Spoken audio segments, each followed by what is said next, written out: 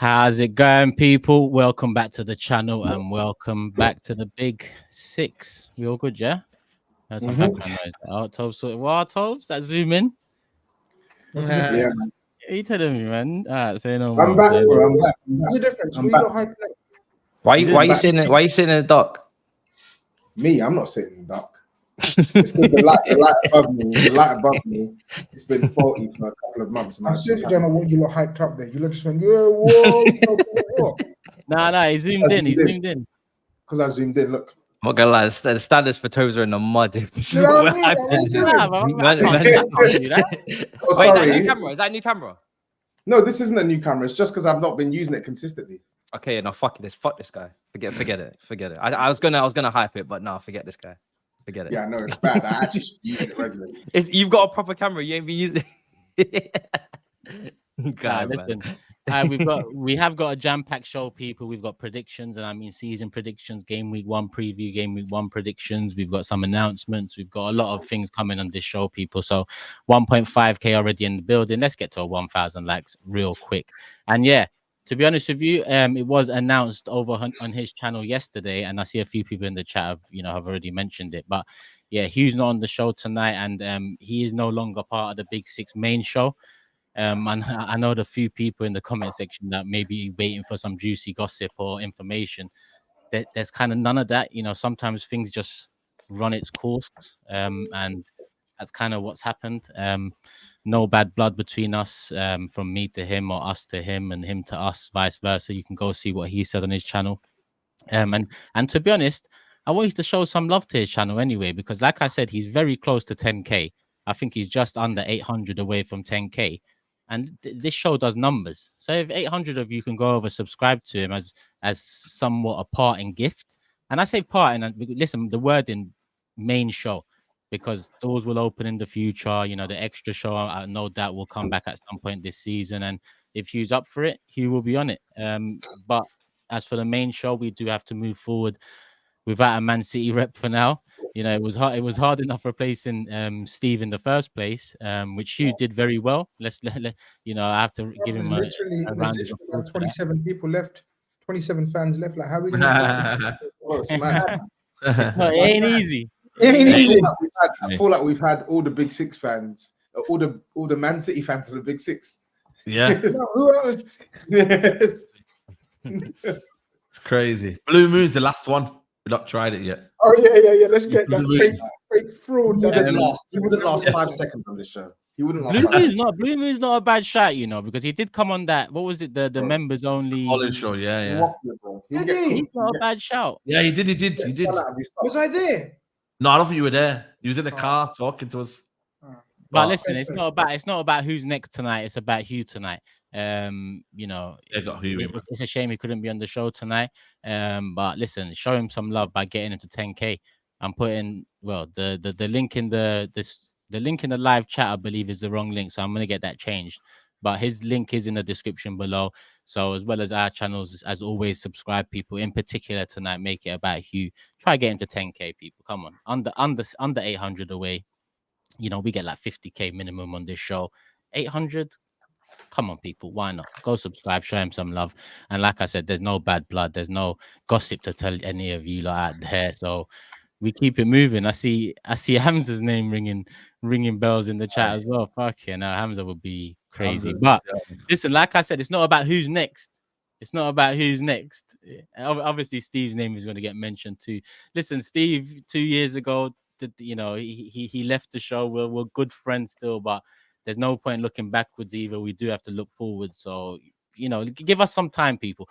Unfortunately, we have to start the predictions without a Man City rep in place, which kind of makes things difficult. I suggest that when the Man City rep does come in, they start on the same points as the person on the bottom of the table. That's probably the fairest way to do it. Yeah, we're all nodding. So yeah. But big up Hugh. Once again, big up Hugh. The link's going to remain there for in the description for the entirety of the show. So if you're watching after, go subscribe, people. And yeah, the show can take its toll. And to be honest with you, I do think on that note, it's been a long time since I've had to do this, but comment section, sometimes take it easy a little bit. You know, it can take its toll on people, and I'm not saying that's the reason, because it's not the reason. Far from it. But I'm just, I've mentioned it before in the past. I've needed to mention it. I haven't needed to mention it in a long time. But you don't have to like us. You don't have to like, an individual. You don't have to like opinions. That's all fine. But constantly banging on about the same thing, and if I continue seeing that sort of thing over and over again without any real substance to what's being said, I will have to hide people from the channel. Like, just keep it respectful, obviously. Show love, give your truth, give your real opinions, but keep it respectful, and let's keep it moving. All right, what are we saying? Let's start with the news, because there's also news to talk about. And I say news, I mean GRIZZ. Are we retiring Hay for the season, or? Yeah, we can retire it. No problem. We're retiring it. We're retiring Hay. But to be fair to me,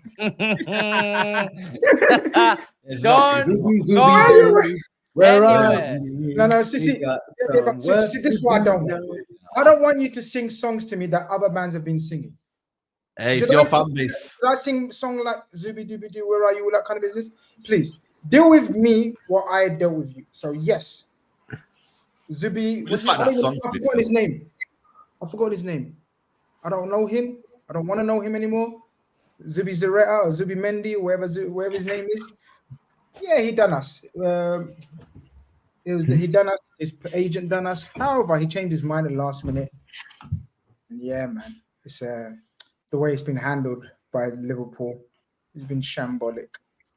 That's the serious side of it. But yeah, I've got hold, and the chat is letting me know. I'm holding it. Fire away, people. The bigger you are, the harder you fall. And I'm going to fall today. I'm going to fall so hard that I want SAEED to go first. I watched SAEED's video, by the way. Really good. It must be done now. It has to be. For the sake of, we're brothers now, GRIZZ. You represent Big Six. I think you're harming the brand now. I'll be honest with you. You're harming the brand. I'm being serious, guys, man. I said you're harming the brand. I mean, we got right. That is true, man, because, Liverpool fans have been messaging me saying, yo, GRIZZ, what's his sauce is saying? I'll be like, listen, man, the only sauce around here is ketchup and mayonnaise. I don't know about GRIZZ's sauces. You know what I was there, but it is crazy, man. You know what I mean? Hey, Zubi, me and Matisse have been on the timeline trying to warn you. Listen, I seen financial reports, Calma. Even last week, I just felt like there's a lot of copium going on. And you know what the funniest thing is about that? It's like the list of the amount of players that have rejected you, it's actually embarrassing. Like, generally, all them players that have rejected you, the list that I've seen, and you could talk about we were never in for him and with this and that. It's absolutely embarrassing. A club, Bill come on, look at the big names that have been at your football club, man. The legends. And you know what's the funny thing about it all is? Jurgen Klopp probably left at the right time, man. He said, you know what? I can't take this anymore. I can't. I feel embarrassed getting rejected in the past. I don't want to go through that same cycle again. And the biggest indictment of it all is that you always keep telling me, GRIZZ, we do things differently. We like to go under the radar. It's not going under the radar. The fact that you've been rejected that many times, it's not under the radar. You've been exposed. I've seen man laughing at you, talking about happy anniversary for Lavi and Caicedo. It's mad. Anniversary is about being rejected, It's crazy. That's why for me, GRIZZ, listen, you're a good man, you're based on respect, class, integrity. And I don't want you falling for the traps of this transfer speculation and this and that. All of this haze needs to turn to buys. Your IT career today on the 14th of August is over now, GRIZZ. Sorry, man. You know what I mean? I get it. It feels like a dopamine when you get it right. Because you have got some right. I'm not going to lie to you. You got the Salah contract right. You had a good run. You had a good run. Have not been great, man. It's been, you're going outside, GRIZZ. I can't lie. You're going outside, yeah. You're going outside. You mind if I take the baton off you? Yeah, you take it. It's just, you go next. By the way, your camera looks real nice, Matisse. Thank you, yeah. It's gone from HD, like proper. It's gone from ITK to IDK. You don't know. You don't know, brother. You Oh, just, shit. I've been telling you so Oh, much. shit. I've been trying to guide you, walk you into the sunset that is retirement of the journalistic world. And you won't listen to me. Listen to me sometimes. Listen to me always. That's what you told me. That's what you told me. Now it's time for you to listen. You must, brother. Because, you know, it was only just the last show we was talking about Cole Palmer and he was talking about wages and it's nice that Cole Palmer signs an upgraded wage at 120k now from the humble 60k he was on, whilst Liverpool continue to go about doing things the right way, but they're getting rejected constantly.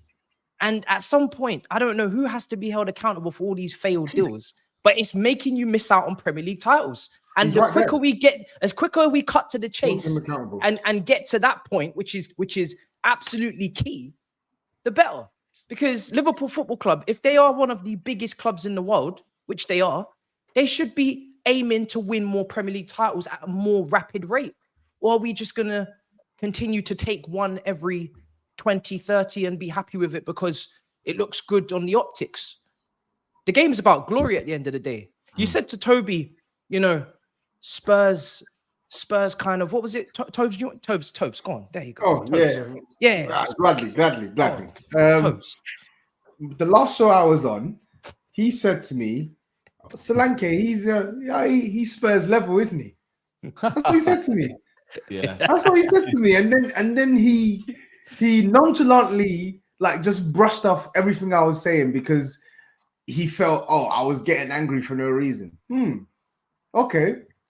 So what level is Liverpool, brother? The world famous Liverpool that got rejected by Bellingham, Lavia, Caicedo, Tchouameni, Zubi, bro. Bellingham. I haven't even watched 5 games of this brother, and he's rejecting Liverpool. I haven't even watched 5 games with this guy, bro. This isn't even he's not knocking Liverpool back to go to Real Madrid or Barcelona. He's at Sociedad. He's at Sociedad. To put it into context, Newcastle went and slapped 60-something million down and signed Sociedad striker Newcastle. But level up Liverpool can't go to, where is it? Where are they based? San Sebastian? You lot can't go to San Sebastian and pick up yourself a little Zubi. Rah. You went to the mountains and you got nothing. Damn, man.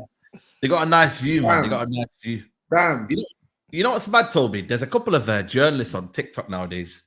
Big up the kid, forgot his name, but he says, "There we land." You know, I think he's more credible than you at the minute, Grizz. You know what I'm saying to you? Like, no. Trust me, these guys are there we land. There we outside. I think you might have to join them man there, you know, because this ITC business, it's a madness right now. You know, the competition is fierce. The competition is fierce, man. Leave the ITK before the ITK leaves you. That's what the chat needs to be spamming.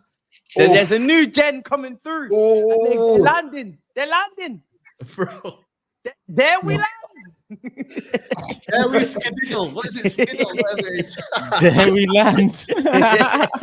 You know how many people messaged me when that news broke and said, "Yo, why does GRIZZ still keep doing this ITK thing?" And I kept saying to him, "Nah, come on, guys, give him his fair dues. He's actually had some W's, but no one remembers the W's because the L's are so mad." If it's not Sancho, it's Bellingham. If it's not Bellingham, it's Tchouameni. Hey this, hey that, hey, bro, man. Yo, man. Every dog has its day, man. Look, every dog has its day. Look, I appreciate you all, man. You all my family, man. I love you all. We've got a big, long show. We've got a lot of things to get through, but it's very beautiful. Look, I get it. You're laughing. It's been a few days. You've been wanting to eat me alive, like, you know what I mean, for the, you know, best part of 48 hours or whatever, how long it's been. I get it. You know what I mean? But, you know, we know the hay became a little bit of a gimmick, you know, the hay. The real ITK is knowing who we're after. That's the way, find the sourcing the information. Who is the player that we're after? I don't sign the checks, man. I don't complete the deal. Do I sign the checks? He's not going to retire. He's not going to retire. I told you. So to all the people that are saying retire, you know, you're having an embarrassment on our brand site. I get that, and I really appreciate you advising me. You know what I mean? We're family, man. No, you're fine. No, hey, you know you're my brother. I appreciate it, but we ain't going anywhere. I'm not leaving. Liverpool, you know, but I'm glad you lot. I've been listening to you lot, and I'm glad it's finally coming out because Liverpool have faded to black behind the scenes. Like no one's really like put pressure on them for years to win the title. It's it's all on Arsenal now. The reality is, Matisse, you're right. Like where's the 90+ point seasons gone? Where are they gone? Just because Arsenal have entered the race, does that mean Liverpool had to exit it? So look, Comfortable. I mean, I hear you talking because you finished above us last 2 seasons without winning anything. Yeah, no, true. I get that's a W in your. I've heard that before. I've heard that before. Though. In your level, no, I get that. That's a W for you, finishing above Liverpool. No, I didn't say that. Don't make it about that. I didn't say that. Don't make it about that. You said it. That's exactly what you said. Predictions is coming. We're talking about. I get it. I get it. But I'm going to focus. No, I get that. And the rest of you, I get it. Everyone's plotting our downfall this season. But obviously, we're going to get into the predictions and all that anyway for the rest of the show. But I hear you, man. Our standards are very high. And we must not let it. Were very high. We must not let it completely derail this season. So you're right. In a way, there is heat on us. There is pressure on us, especially with our non-activity in the transfer market thus far. And if it continues, then yeah, it could be, like I always say to Matisse, long season. It could be a long season. But I have faith. It's not going to be a long season. We will be there or thereabouts. We will be there. No. We're going to predict, brother. We're going to have it on paper. Please, uncle, come on. You just said, it's not going to be a long season. We will be there or there. No, it's not going to be a long season. But what do you mean? Like, I mean, we're not going to have an Arsenal under Wenger. We're not going to have a Man United under Fergie. We're not going to fall out of the top 4, buckle, become a nothing club. You guys became banter clubs for the last, you became a banter club, and then you lot are still in your banter era. So the last 10 years, banter era. We're not going to become a banter. We're not going to become a banter club. My era, you was a banter club. That's fine, no problem. It's cyclical. So we all been banter clubs, like Spurs, and are a banter club. But everyone else has had cycles. Everyone else had cycles. Yeah. I hope ours is not now. So that's fair. I hear you. I hear you that you lot can't wait for Liverpool to become a banter club. But I'm faithful that we're not gonna. I've got enough faith that we're not gonna become a banter club. But let's see. I'm a little bit nervous. You're making me nervous. You're making me nervous. Ask a question. Are we saying that you've never been a banter club? Or exactly, that's what I'm saying. No. He knows. No, I said, man. No, okay, yeah, he knows. He knows. He knows. You know what I mean? Paul Konchesky. Are you who you link with then? What's anyone on the radar that you can? Why are you asking him that? We're trying to get him away from that life. No. We're going to Saeed's straight back in there, getting him back on his fix. We're trying to get him off of it, and you're putting him straight back on. You're an enabler, Saeed. You're an enabler. I'm setting up a Patreon and a membership. If you don't want that kind of information, I'm not going to do that. Come over and sign over. It's the wrong time to sell yourself, bro. Brother, do you think we were... You're the community, man. Don't scam the people. Man. Just remember, I don't sign the checks. I don't complete the deal. That's up to the bastards. No, that's not you. That's not you. I sourced the player. We're after him. David Ornstein didn't tell you, mans, who the player was. GRIZZ Khan told you on Football Carnage. The player we are after is Zubi. That's what you call finding out in the know. After that, it's up to them to make sure the deal is done. That's not my fault, man. Why is it not my fault? No, but GRIZZ, you know what? You're older than me, but I'm going to give you some wisdom now because you are at Arsenal Banter Club, and during that time, you saw our transfer windows, and you saw how many. I probably could have said the same way you've said a lot over the years. I probably could have said, "Hey Karim, hey Gonzalo." Yeah. I could have said, but just put a few other players in there. But the reality is, I learned quite quickly that sources are, hit. You find a hit, they go to miss. Look, Ornstein, who's the GOAT? The GOAT is Ornstein.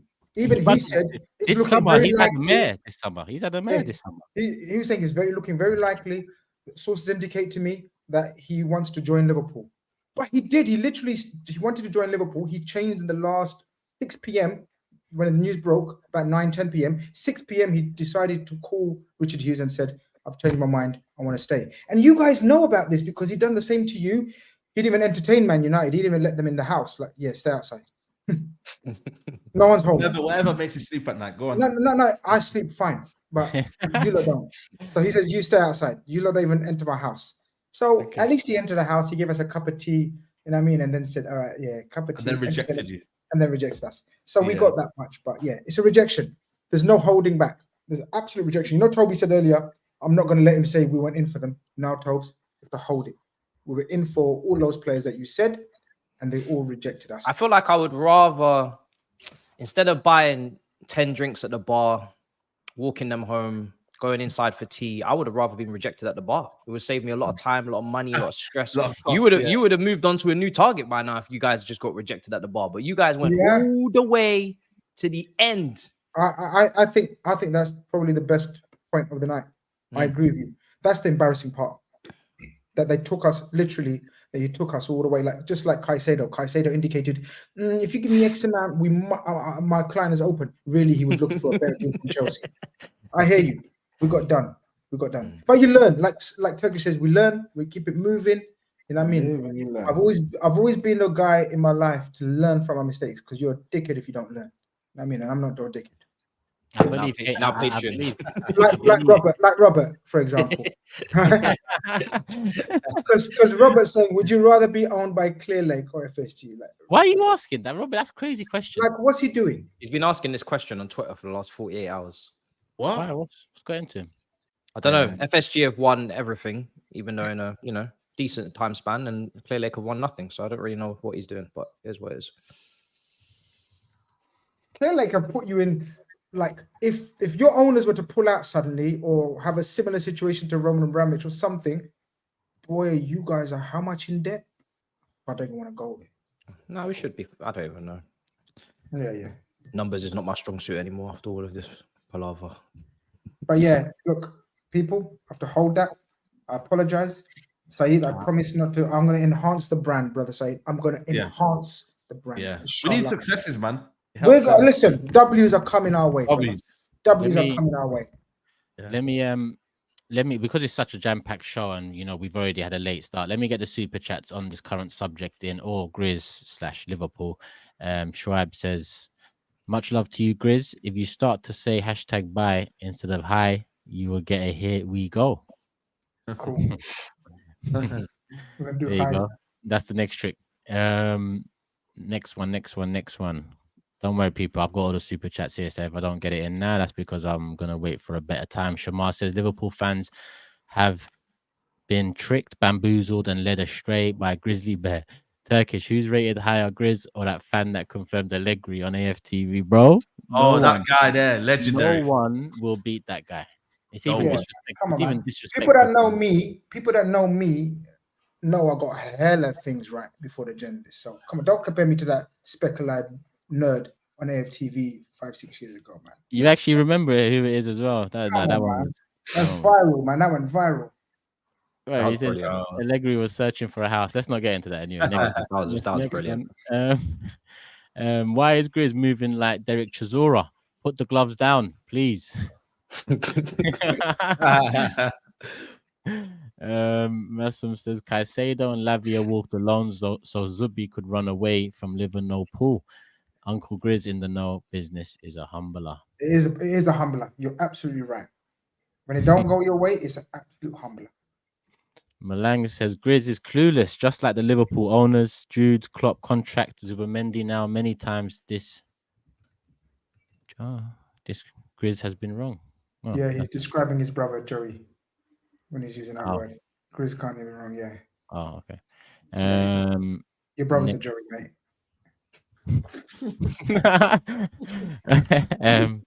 Sam says never change, GRIZZ. I'm there to go. Says, big up HUGH. Proper gutted about that, but looking forward to see where the show goes from here and looking forward to his channel getting bigger. Reminder, show some love. It's pinned in the live chat right now. This Liverpool window reminds me of Moyes' first summer after Ferguson. Long day for Liverpool. Things look messy on the outside. Something ain't right on the inside. Or when things look messy on the outside. No, I hear that. I hear that. There is doubts. There's nervousness. I've spoken about it before. But let's see how it goes. Yeah. And It's listen, not all rosy, man. I'm not sitting here saying, yo, man, relax, everything, you know what I mean? No, there is issues. We're in a sticky position. Let's see how we come out of it. with the contracts of Trent, Van Dijk, and Mo running out, shouldn't Liverpool be reinforcing to try and win whilst they are still at the club? Yeah, I agree with you. We should be, man. Yeah, we should be. 100%. I've been very vocal on this.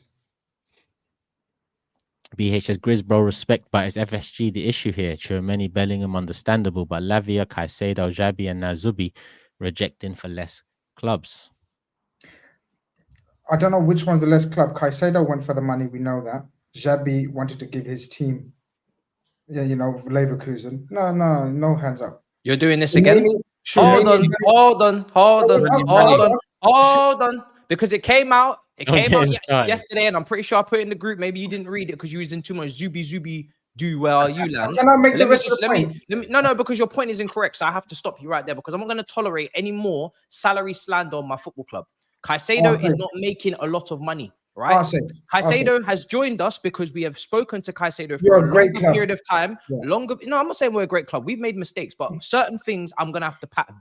Caicedo has joined us because we were speaking to him for longer than you, and you just have to accept that these players coming through at this age group, they know more about Chelsea's success than Liverpool's success. That's just facts. No, I don't agree with that part. There's more legends in the 2000s era to idolize at Chelsea than there is at Liverpool. That's just facts. Okay, I don't agree with that part. I don't agree with that part, but I agree with you. If we go to a Premier League all-time 11 and we go to onto the video section of this channel, if we go to a Premier League all-time 11, there's more Chelsea players getting into it than Liverpool. That's all just facts as well.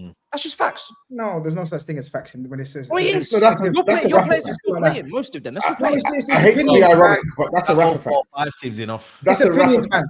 But listen, no, that's a Rafa fact. Yeah, we need to keep it moving. But overall, FSG have to evolve. FSG have to evolve. So the overall issue is FSG with the way they operate with the budgets and everything. But again, only time will tell. If we go into a slump now, there's no Jurgen Klopp to fall back on for the owners because Jurgen Klopp was their wild card to always get them out of trouble and cover up any deficiencies. Now he's not there.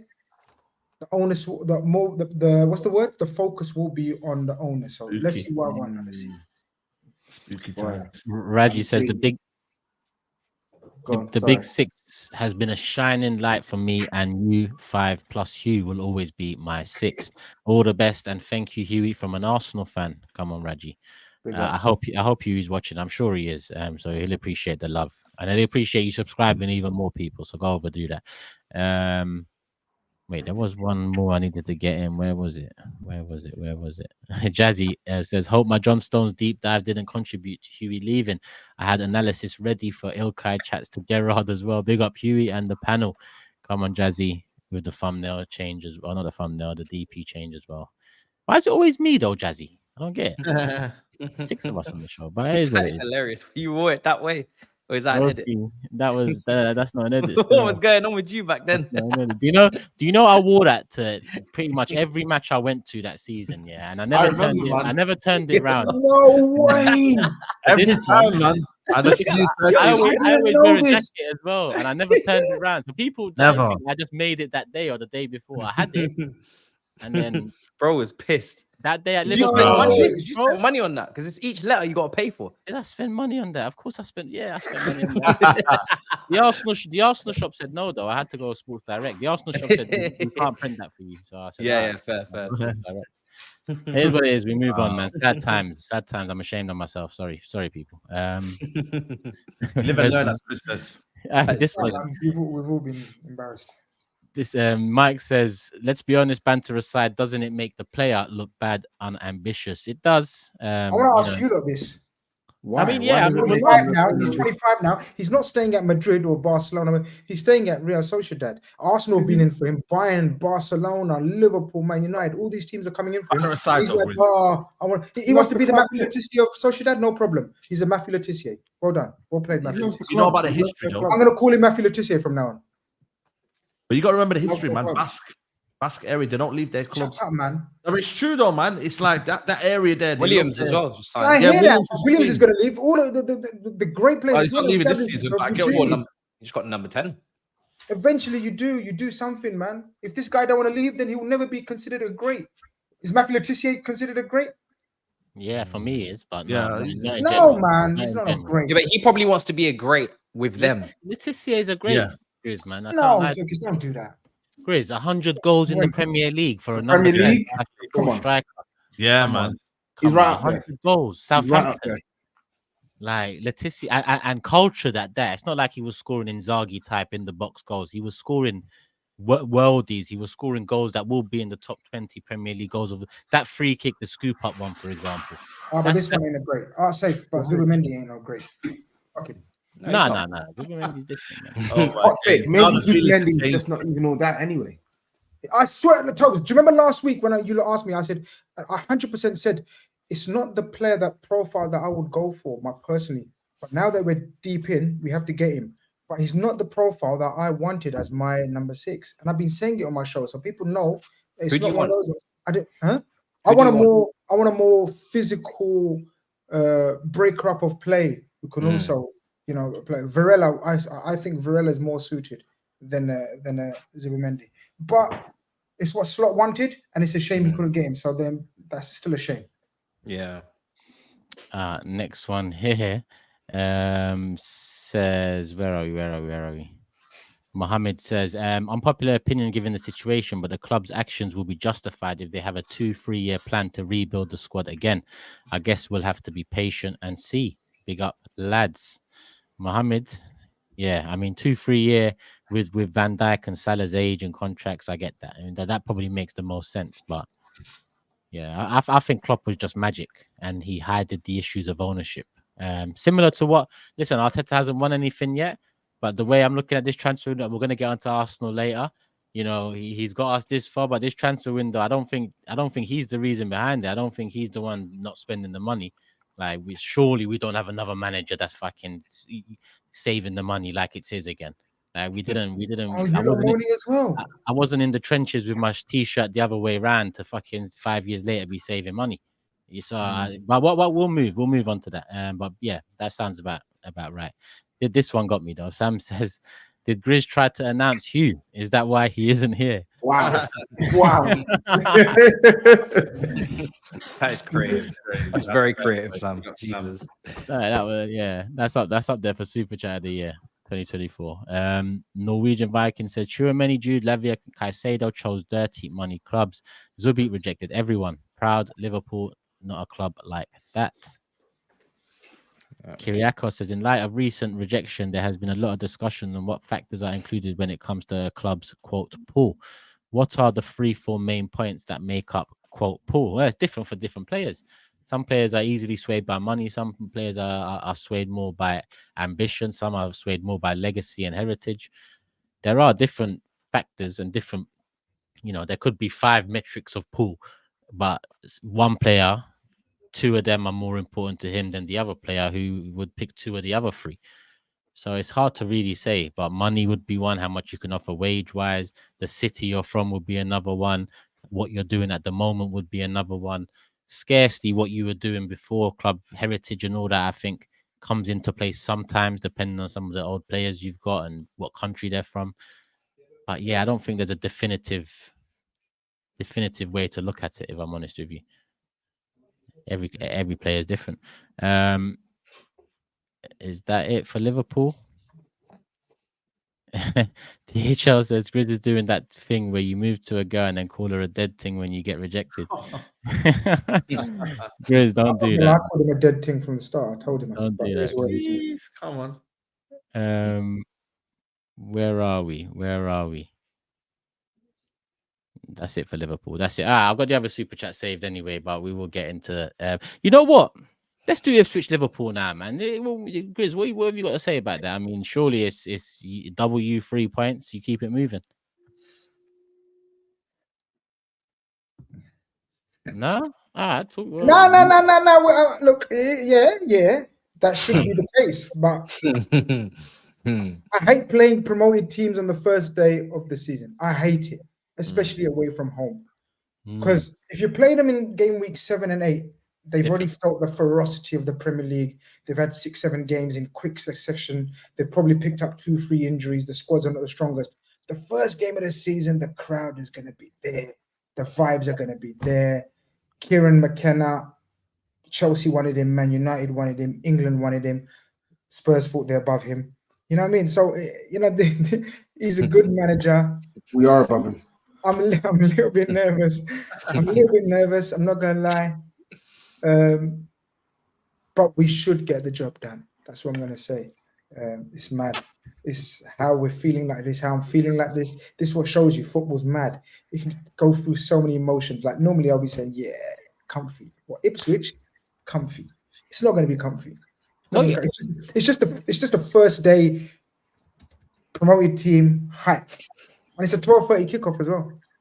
Yeah, they done you with that. Do you know what I mean? They're taking a picture. Man. Shout out to So Klopp. the crowd's going to be up there early, jovial atmosphere, celebrity atmosphere, no pressure on them. They're just out to enjoy and take a big scalp on the first day. And, Liverpool are one of the biggest scalps there to take. So, and Slot, new guy. He's played a couple of friendlies. We've had a lovely pre-season, but it's pre-season at the end of the day. It don't matter.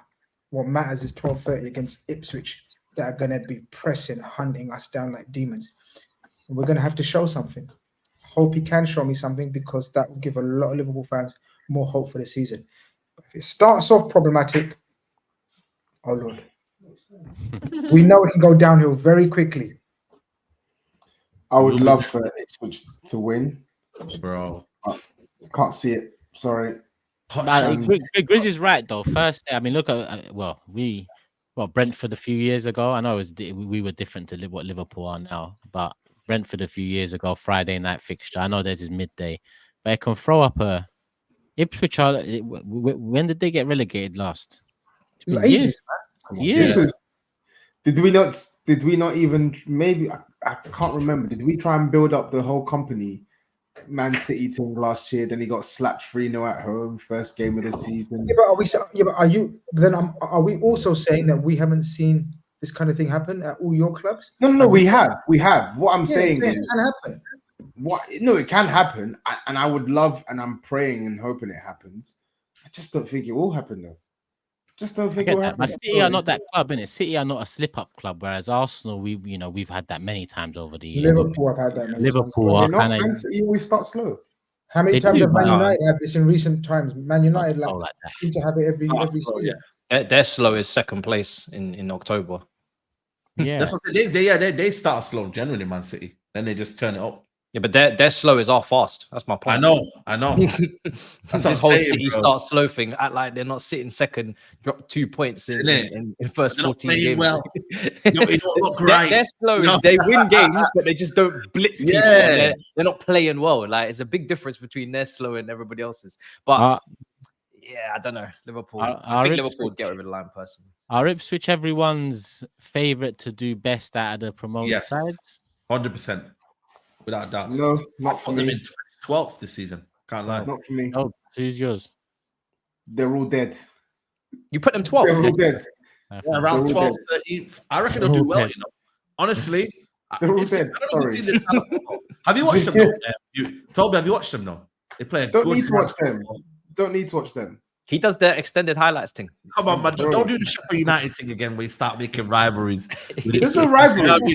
This is a team that you can respect, man. There's no rivalry. I've just seen this story all too many times the last couple of seasons. And you're noticing that these teams, they're coming to the Premier League and they're not really offering a lot. I don't know, man. I'll hope I'm proven wrong, but let's see, man. It does feel like minimum 2 out of 3 go straight back down, maybe because Everton's and teams like that are I agree with Tobes. I don't see I need to see it to believe it with these guys. 100. Because they've got Amari Hutchinson. They bought a baller from Hull City. He's a proper good player. And Kieran McKenna. He's a since he's been there, back-to-back promotions, they play a very good brand of football. I've got a few Ipswich. Right, man. They said the same thing about Company, and I ain't saying more teams. There's so many teams. And Company's now manager by Munich. Yeah, so maybe Yeah, he's the McKenna manager of the maybe back, McKenna, but I'm talking about his performance in the Prem with Burnley. Burnley are back in the Championship.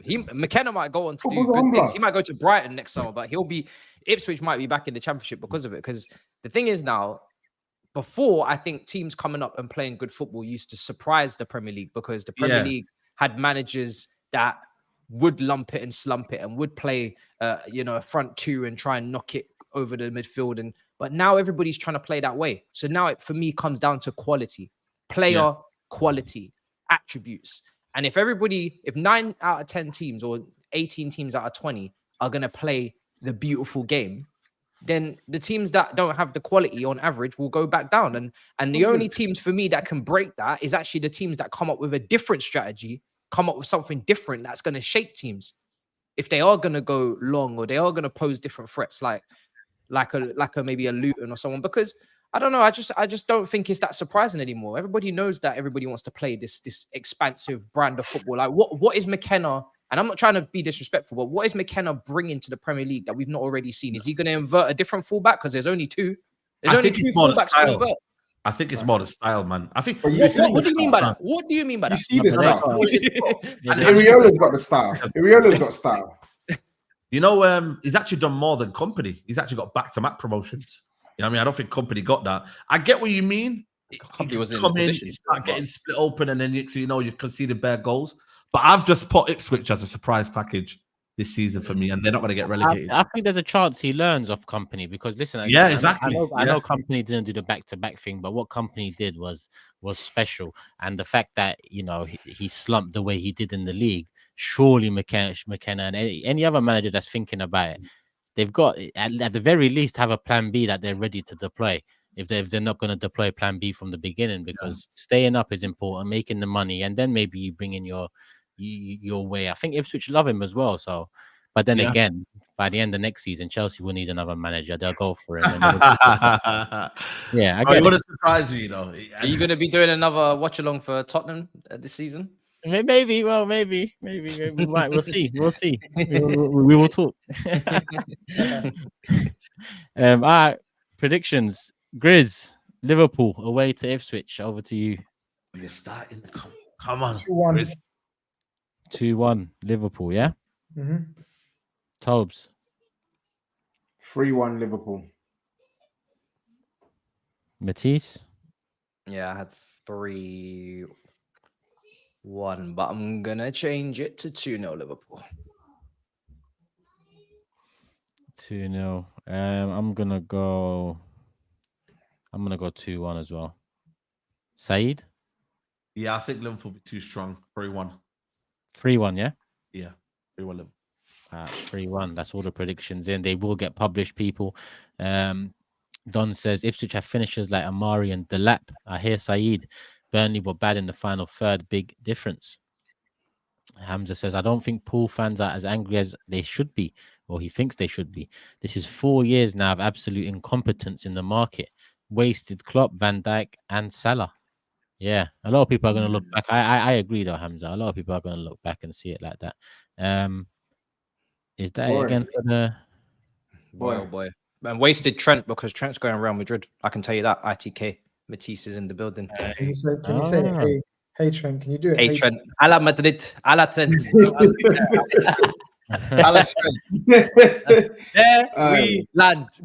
we land. If that happened, on a free, Tobes, on a free.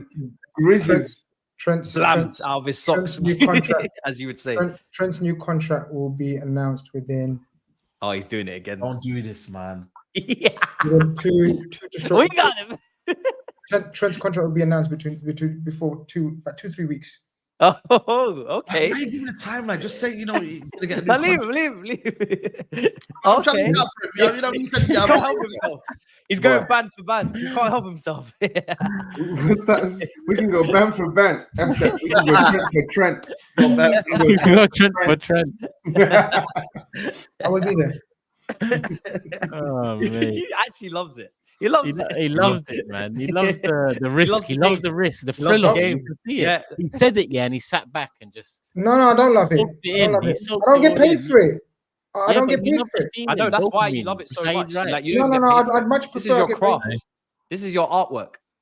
No, he definitely loves it. Like you can hear sometimes when he tweets about transfers, I can literally hear and visualize the excitement or grin when he's typing some of these things. Like have you not preed as well on Twitter? Sometimes some Liverpool fans will just randomly be tweeting about like transfers, and GRIZZ will just come in there with his little little wink emoji, little winks and that. Just drops a little something and just goes.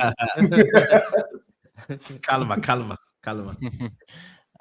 Dash says, big up guys for LA. Big up GRIZZ. Hopefully Slot does okay-ish for you. And big up Arshad for the gold medal. Big up Turkish. Arshad, that's the javelin, isn't it? Oh, yeah. Big throw. Big up, man. Our first ever gold medal in the track and field. Huge achievement, man. And the guy's just one of those proper simpletons, man. He's like from village sides. You know, one of them ones that's nothing flashy about him. Didn't own a javelin until late, kind of thing. You know what I mean? No training, no coach. His dad just said, "Yeah, go on, son, and just hurl that thing." And he just hurled that thing to an Olympic record, man. A big story. Alex says Hugh is a great rep, always on time, but not surprised he left. Always on time is right. He was always first. The amount of abuse and personal attacks, the non-stop spamming 115 for the past 20 months. Now, listen, I've already said that there is no particular reason like this for Hugh not being on the show no more. Like I said, there's no gossip behind it. There's no, Hugh's Irish. He's tough. He's thick-skinned. He's tough.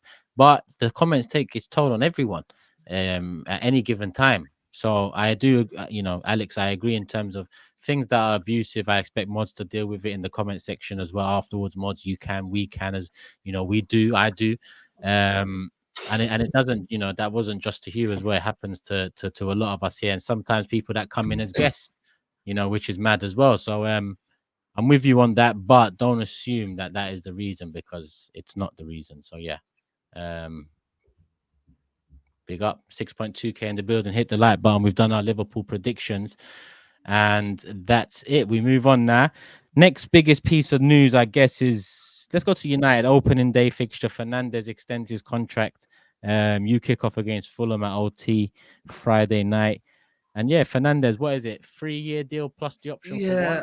For to be fair, it's not really even a contract extension. He was here anyway till 2027, just an option of a further year. But the main thing is he gets an increase in wage, which, listen, I'm not so sure, because I feel like for me, if we're a top 4 team, you know what I mean? I don't think anybody should be going off that 300k bracket. You know what I'm saying? So, how much did he sign for?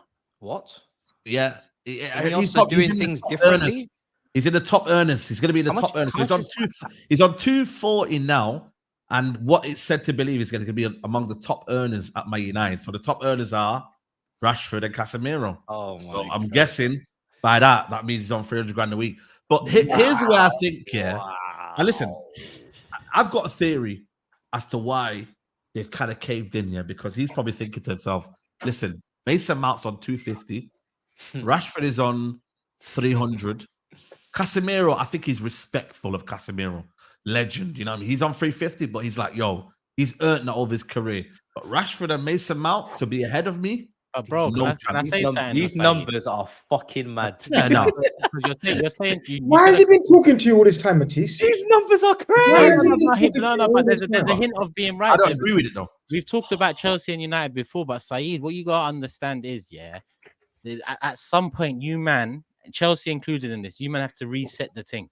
Because all these high wages, Odegaard's gonna turn around to us one day and say this guy's on 350, and then we're fucked.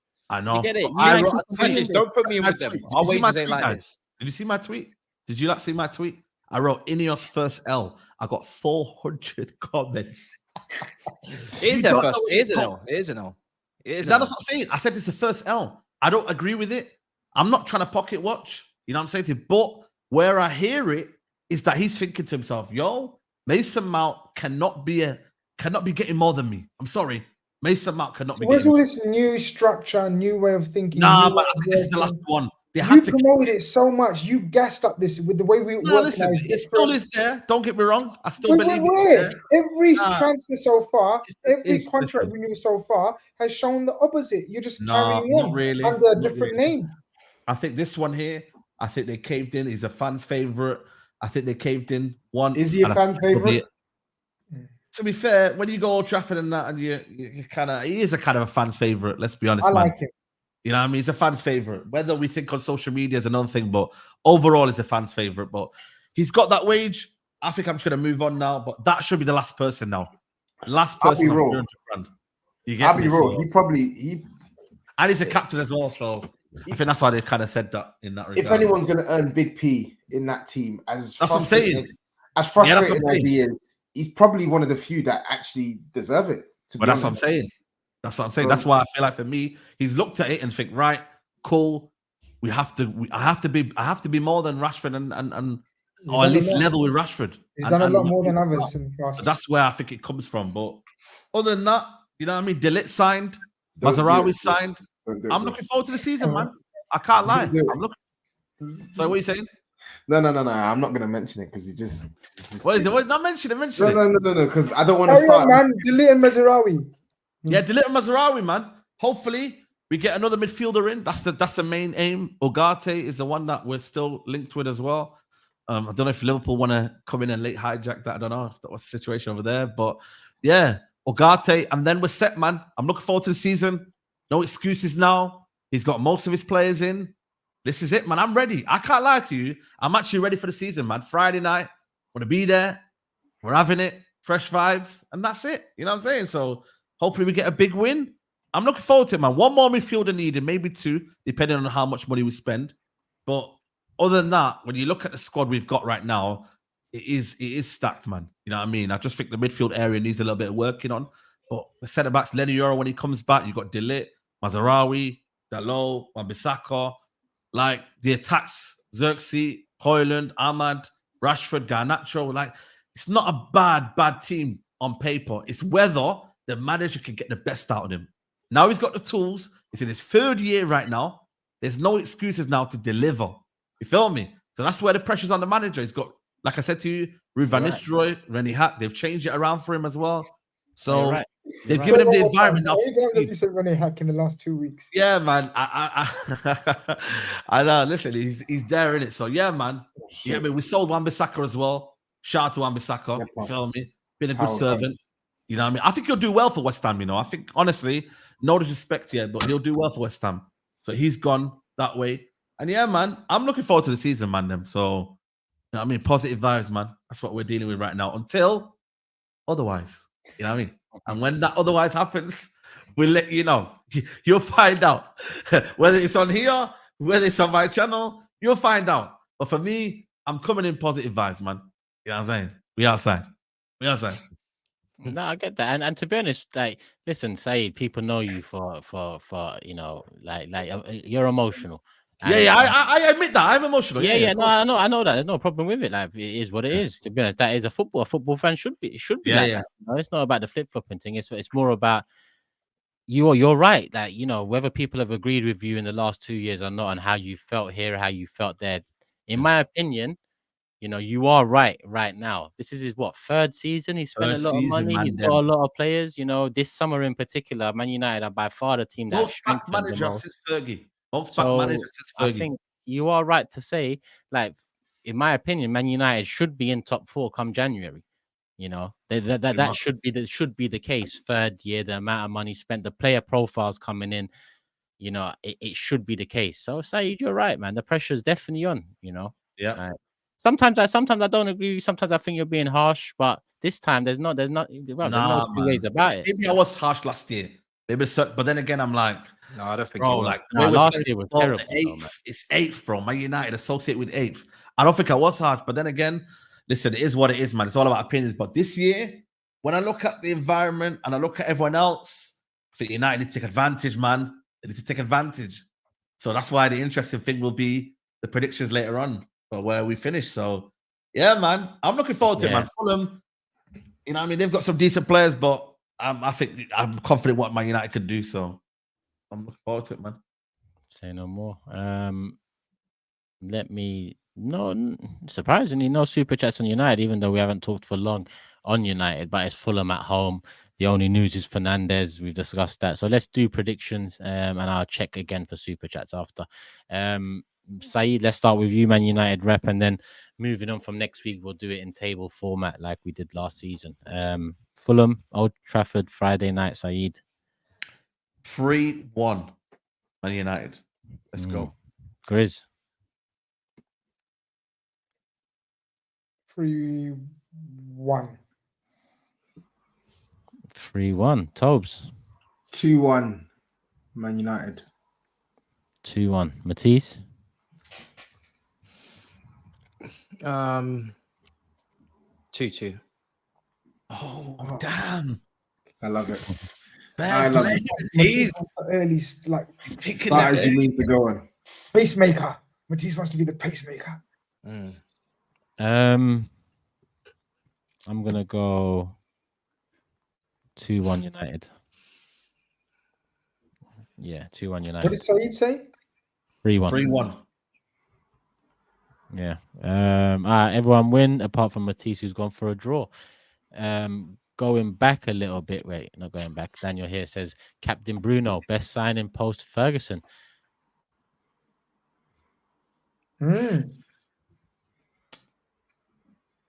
Best signing post Ferguson? No, I don't. I'm trying to On the think. stats, he'll look like that, but for me, Not a bad shout. He's up there though. He's definitely up there. he's up there, but you know. Well, I'm waiting for like you're saying. I'm waiting for who is. Paul Pogba was better than him. Let's not do this. Let's not do this. The man. But I'm Magnifique. not gonna get into that. I Let's ain't not gonna do get this, into man. that. The Magnifique. Let's move on, man. I ain't gonna get into that. That's why I didn't say anything first, because it's Yeah, man. You just when I do this, you should know.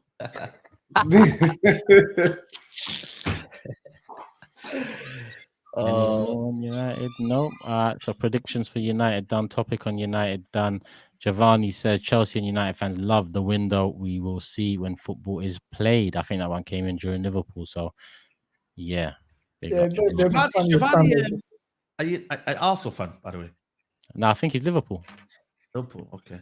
I think because this comment came in during the Liverpool segment. No, but they do, innit? Chelsea and Man United fans, they just love transfer windows. They do.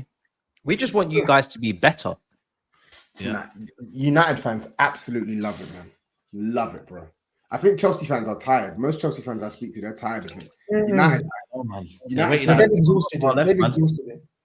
United fans, it's literally like Stockholm syndrome. Like they'll watch their team be shit for a whole season. Then every summer they've won the transfer window. Oh my God, we're this, we're that. Well, some Man United fans on Twitter, some Man United fans on Twitter. Deli says Arsenal fan here, big up the panel. Turkish, he was on KG's channel earlier today and he was saying that Arsenal fans are scared of United. What the fuck should we be scared of a team that finished 8th? Well, you know, KG gets ahead of him. Emotional, another emotional guy. But yeah, there's money to be made through emotion. So me and KG will definitely be talking. Yeah, big up though, Daddy. And you know what? You just reminded me. I need to make Brush a mod, so I'm gonna do that as well. Brush, if you're here, make a comment in the live chat, my guy. Otherwise, I have to go find your comment. If you're not here, I'll find it anyway. Yeah, big up, Brush. There you go. Already getting up here. You got another bet with KG, yeah? I'm gonna have another few bets with KG for sure. You made good money out of him last year, yeah? Good money. I'm still eating now. How do you think we went LA? Come on, KG. KG Enterprise. He's got the I want to Netflix get a piece of that, bro. man. I want to get a piece of Toby, that. you still owe me roosters or Turkish or choice of my food, remember, by the way. I'm just reminding you. I do actually. You know what? Tell me what you want to eat. In fact, We're linking up in September. We're linking up in September. Yeah, but we're taking everyone though. That's my. No. That bill just went up. Bro just did the calculations in his head. We're a family, bro. Where one of us go, we all go. Do you know what? Grizz does want to eat with his family. I hear it. We're together, people. Yeah, I hear that. Ride or die. You must. Tobes getting nervous. He's like, nah, bro. That's it. All right, let's keep it moving. What's next up on the list? Topic-wise, you know what? Chelsea, Man City, obviously the biggest game. So instead of news, let's go into that because I think Oscar Bob fracturing his leg is massive as well. That's such a shame. Does that push City into making a move now as well? Because Alvarez and Bob, only Savio in. Oh shit! Yeah. Bob was They guy had to to do do something anyway, let alone now. Now they're just forced to. Because when we played them in a friendly, he was brilliant. He ripped up. Oh, he United. Side. Yeah, man. He looks like a talented player, man. Obviously, we only got to see glimpses of him last season. But I saw Pep was. I don't know why Pep's quotes always reach my timeline. I don't know what's going on with the algorithm, but I saw he was saying McAtee and Oscar Bob are going to be part of the plans, and they're going to be used, fairly heavily. So it sounds like more than just a cup game stint, more involvement in the Premier League. So it's unfortunate for him that he's out because I was looking forward to seeing him. But for us, does it give us an extra bit of a chance? Maybe, but I'm more worried about us than anybody else in terms of like, will we self-inflict on our own selves in terms of the defense and giving away opportunities and trying to play out from the back, and it feels like Maresca's gonna do a do or die type situation where he's really gonna be very stubborn in his philosophy, which is nice, I guess, is welcome break for maybe Chelsea fans, but it's going to come with consequences, no doubt. It's going to come with individual errors, going to come with stupid goals conceded that shouldn't be conceded. So we just have to take the rough with the smooth. But yeah, Man City first game, it's going to be a real tough one, man. Cucurella had a whole Haaland is Trembler, and I'm pretty sure he's not. So it's going to be a lot. And he was mocking his Grealish's calves as well at training. So it's going to be some story on that pitch. So yeah, long day. Long day. What's everyone else saying about it? Everyone expecting a comfy City win or not comfy? Not comfy. We drew with them twice last year. Yeah, you don't. That's what I'm saying. Like, it can't just be doom and gloom. It can't just. No, it's not doom and gloom. It's just they're not firing on all cylinders. Of course, the injuries. They're selling Alvarez. We also know that a couple of the players won't be match fit because they just joined up last week. Some of them might not even start, he was saying, but we don't trust Guardiola when it comes to things like that. So taking those things into consideration, and Maresca has had his majority of his squad with him in USA, being together. Obviously, the results have been up and down. I mean, I've got a little bit of a surprise when it comes to Chelsea's prediction. People may be shocked to find later on, but we'll get to that. So I don't think it's going to be straightforward for Man City. I'm expecting a very, very close game. Same.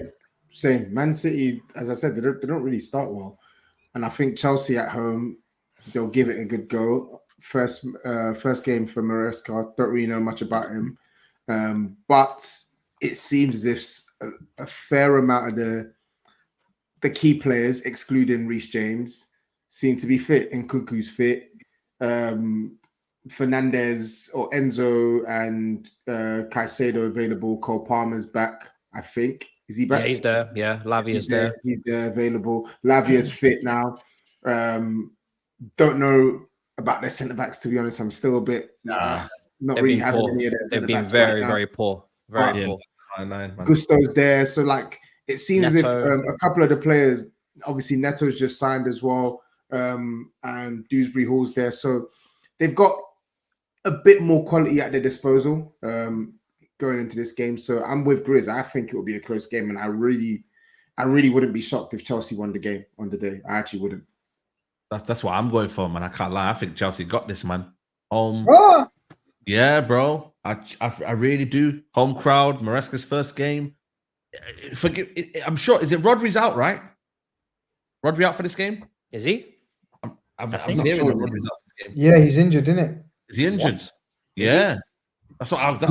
Nothing. Yeah, he hasn't. Remember, he's injured from Spain. Yeah, there you go, man. Listen, I'm not jinxing, man. He hasn't played any of the pre-seasons. Just give my prediction. Shit. Okay. Well, yeah. Well, let me not get ahead of myself. So, yeah, man. Get excited. Let me remember who I am, bro. One is about to stand up. Sit back down. You got excited for need to chill. I think the first day kind of feeling the vibe and the energy will carry them through. I really do. The vibe ends after minute 10. and then football starts, and that's where it's long. Could be long. I so do get that, but I don't know, bro. I don't know. I think the attackers, Neto should be fit, right? Neto should be. I think he's training. Yeah, I don't think he'll start personally. I'd be surprised if he started purely because he's not played any preseason games. But I think he can be on the bench. We've not signed Osimhen, so that I see Jason's excitement, but we haven't signed Osimhen. I didn't know Rodri was definitely out. Fair enough. No, he's not definitely out. People are saying he came back today to training. Guys, if he came back to training today, he won't start. Yeah. There you go. That's what James is injured. He hasn't played a single game in preseason. Yeah. He won't. He shouldn't really start him if that's the case. Right? Reece is injured and suspended. I think that's the only person out. So. Shock, Reece James injured. And suspended. I actually feel sorry for him, man. Like, I know banter aside, me. I didn't even banter. I was just shocked. He's talented, and it's like just such a.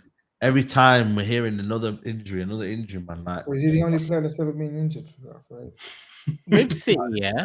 With City, I mean, when it's Liverpool players, we have to have a whole monologue. When it's Liverpool players are injured, we get a whole monologue. Exactly. A whole monologue at the start of the show. He starts reading from a script. The violins go all up and down the chat. Then when it's Reece James, no, I don't make you feel sorry for them, man. I feel sorry for them. You know, never feel sorry for your enemies.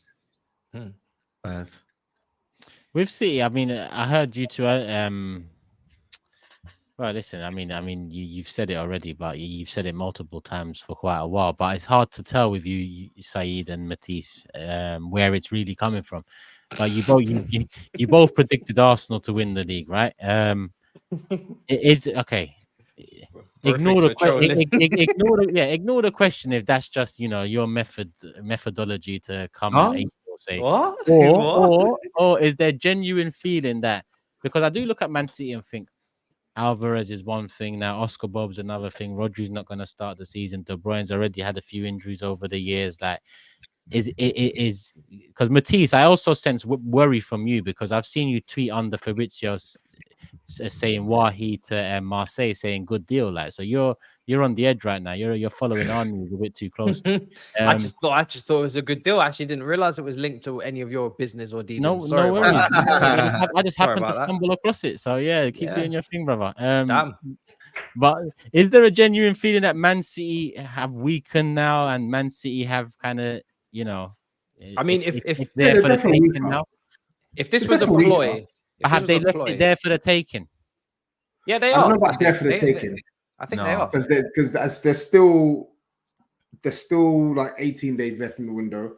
I highly doubt Man City will be inactive between now and the end of the season.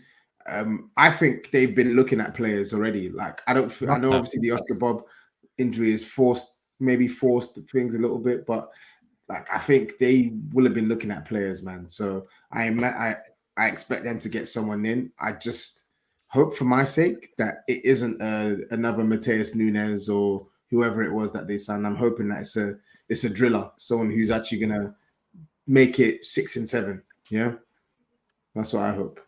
Of course. said with intent. Do you man think that City are preparing for because this is also for City are preparing for this 1-1-5 thing to be settled this season, and maybe this summer's about drawing it back a little bit because they know the inevitable? Or do you think that's just wishful thinking? No, I don't think. I don't think so.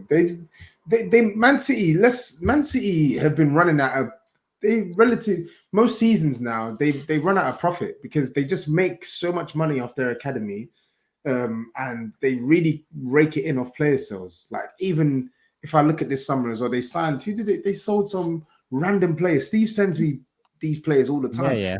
Harwood Wills or something. 20 million. Centre back to Southampton. Bro, they sold my man to Ipswich as well. I think, was it Ipswich? Yeah, man. Liam Delap as well. Like, they just Tommy Doyle left as well, I think. For Wolves, Tommy Doyle was at Wolves last season. Oh, okay. On loan though. On loan. So it's permanent now. I think it may have been a permanent now. Yeah, so that's another one. So what's the reason for the drawback then? Howard Bellis, sorry, yeah. They haven't spent that. Yeah, I don't know. This is why I'm saying I feel like Arsenal looking for the right player, isn't it? Arsenal have a good opportunity here. Yeah, but I think Man City would have been looking for the right player months ago. I think they can. Last season was quite clear that there were weak parts of their team. You can see that they need a Rodri backup. You can see that they could do with a reinforcement behind Haaland. They should have projected, in my opinion, that Alvarez might be a little bit uncomfortable with the position he's in, considering he's good enough to start. So that's why I say I think Arsenal are favourites, because it's not something I've sat with SAEED and we've had a little meeting and said, you know what, let's conjure up some bullshit this season and try and put people on edge, because I said it even in person to Arsenal fans in America, you know, so that would be one hell of a cunning plan. I've been saying it ever since the summer started and last season ended. I've been sitting there with a gut feeling that this is Arsenal's time, because I look at Arsenal and I think, what do you have? The youngest average age of squad in the Prem, or top two. Wow. I don't know if we're in there now, but your trajectory as a team should only be going up. Like, I don't expect you to get less points this season than you got last season. You got more points than the season before. Whereas Man City now, when you're looking at De Bruyne, you're thinking, there could be a little dip there. You wouldn't be surprised. There is no backup for Haaland. He always gets a knock. There's no backup for Rodri. He could be burnt out. Again, it's all hypotheticals until it happens. Man City could go and do what they always do and just handle business, but it is the 5th one in a row that they're chasing. And as we saw with Liverpool, there is always a gap. And as long as you're there ready to pounce and you're on your game, which Arsenal were last season. Let's not forget, Arsenal won nearly every single game towards the back end of last season. They didn't fuck up, they didn't drop the bag, they didn't slip. It's just Man City were on a madness, but you guys were scoring goals, you weren't conceding. So there's no reason for anyone to hear Arsenal are favourites and be like, what? How's that possible? How's that possible that the best defence can be favourites? How's that possible that a team that has Rice, Partey, and Jorginho for one position be favourites? How's that possible that Martinelli didn't even perform last season? Trossard wasn't that good. Jesus wasn't that good. These guys all should be better. They can't be any worse. How's it? You just added Calafiori. What are we doing here? Why don't they want the baton? Why don't they want the baton? I don't get it. Arsenal will tell us we're not telling them they're good enough, and then when we tell them they're good enough, they're like, "What are you telling us that for?" No, but you are good enough. Listen, look, let me step in, because last fan cam of the season, and even in Big Sixes at the end of the season, I said Arsenal winning the league next year. That's my prediction, and I'm going to say it. But I'm not going to lie to you, man. We haven't done enough. And if you want my honest prediction, and we will talk about it later, but my honest prediction is we haven't done enough for me to think that, because you are right, Matisse. If all those things considered do work in our favor, then cool. But let's say Trossard, he's been here 18 months. He's played that 12-man role perfectly. How long will he continue playing it perfectly? And how long till our trump card off the bench gets kind of found out, in a sense? You know, football, it moves swiftly, and you know, Trossard might not. James said it. Trossard might not have the same impact at the end of this season coming as he did last season, because people expected. We haven't refreshed our attack. So for me, yes, the trajectory looks good. You said Jesus is another one. Listen, I said prediction, Jesus will be our surprise package of the year, because I have to make a prediction on surprise package. I'm hoping he stays fit. If he stays fit, I think he would be. But again, it doesn't fix our finishing issue, because he's got problems of his own in front of goal. I know we score a hell of a lot of goals, but again, if you look back at the points last season, it comes down to our attack, funnily enough, because in those games in the first half, bar Fulham, because Fulham, well played, deserved the win. Aston Villa home and away, and West Ham, in the first half of all three of those games, it should have been 2-0 minimum. We didn't have much to worry about defensively, and we was pretty much all over them offensively. But we failed to convert our chances. Trossard included in that. The Aston Villa game we lost, the chance right at the end of the first half in the 6-yard box that Jesus laid, Trossard missed it. I'm not blaming him for anything, but what I'm saying is we need someone in there, you know, to be that gunman, whether it's a left winger cutting in or a striker. Yes, we need a backup for Saka too. So the more I talk, the more the flip side of the coin rears its head, Matisse, because if everything you're saying comes to play, we win the league. I'm confident of that. But how can we rely on Jesus again? How can we rely on Partey again? Bro, we're one injury to Partey away from Jorginho starting 30 games. And I'm sorry, but Jorginho is a good 12th, 13th man. But starting 30 games, we ain't winning the league with him. Same with Jesus. He ain't going to... So I can't... How many times as a fan have I relied on these injured players before and been let down? Whether they never return from injury, or whether they return from injury and then go sign for Man United and win the league. I don't want to leave no ifs, buts, and maybes with our squad going into this season, and we have. And we softened the blow. I've seen it. We softened the blow by saying Man City haven't done nothing. And yes, that softens the blow. But surely, for me, I'm looking at it, there was an advantage to take here. A big advantage to take. And we failed to take it. So we're softening the blow with, okay, they haven't done anything. But let's not forget, with 3 weeks left of the window last year, we had the upper hand in the window. In the last 3 weeks, they spent about 100+ mil. I won't say they had the upper hand, but they reinforced with Doku and with Nunes in the last 3 weeks. If they do the same here in the next 2.5 weeks, then if they go sign someone in the next 2.5 weeks that really, bro, you lot will be changing your prediction. So it's really a thin line. It's a thin line, and the next 2.5 weeks for me will go a long way in confidence. Listen, if we don't do anything, we can still win the league. I'm confident that we can still win it. We've shown we can with the numbers we're getting in the last 2 seasons. 84, 85, and 89. We can if Man City drop off. But really, come on, man. We went through the mud. We went through 20 years now since moving into the Emirates and all of this stuff. We had an opportunity to grab now. And that's why I'm always falling short of giving the Kroenkes credit, because we was back to square one last summer, which was competing at the top end again. That's square one. And last summer, they took that step, bought 100 million rice. They bought Havertz in. And people will say to me FFP, but the same people saying to me FFP now are the same people that were telling me to shut up about Havertz's wages or how much we spent on them. So these things all in conjunction, you know, let's be real. We've spent a lot of money. We are a good football, like verging on great. Some of the domination last season, some of the domination the season before, verging on great.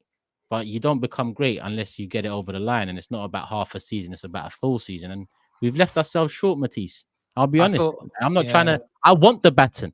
I'm someone I said it last season. I want the baton. I expect let's go and do it now. So I'm not shying away from that. But you are right. There's a lot of fans shying away with excuses. But again, we'd be making excuses for these owners. And I'm tired of that. Don't let 3-4 years of be excited and actually being excited get you twisted. Until we get our hands on a trophy, and by a trophy, I don't mean FA Cup, League Cup, Charity Shield. I mean Premier League, Champions League is some way off, but Premier League, lift that, and then we'll talk about the Kroenkes. Well, I think that's Martinelli for me is like the big point, because he really wasn't involved last season at all. No. And he is a player that the season before was brilliant. Even when Saka was starting to drop off towards the back end, he was still going at it. So if his level can go back to what he showed in that season, then that's going to be a massive upgrade on your team. Huge upgrade. Yeah. I don't know if that has something to do with who plays in left midfield in the free, and people will dive deep into that analysis on your new left back. Yeah, and left back as well. But Man City, though. You can say that's what I'm saying. Man City have their own issues as well, for sure, 100%. Neither of these teams are perfect right now. No, but you could say like if Doku has the second and that Pep's second season players tend to have, then you know, if Savio comes in and has a similar season to last, if Haaland doesn't miss like 2.5 months of the season, boy. I hear that. Well, listen. Arsenal must, in it. It's tight. Yeah, I think if you don't sign a striker, this Havertz signing becomes even more crucial for Arteta, because that is your striker at the end of the day. He cost a lot of money.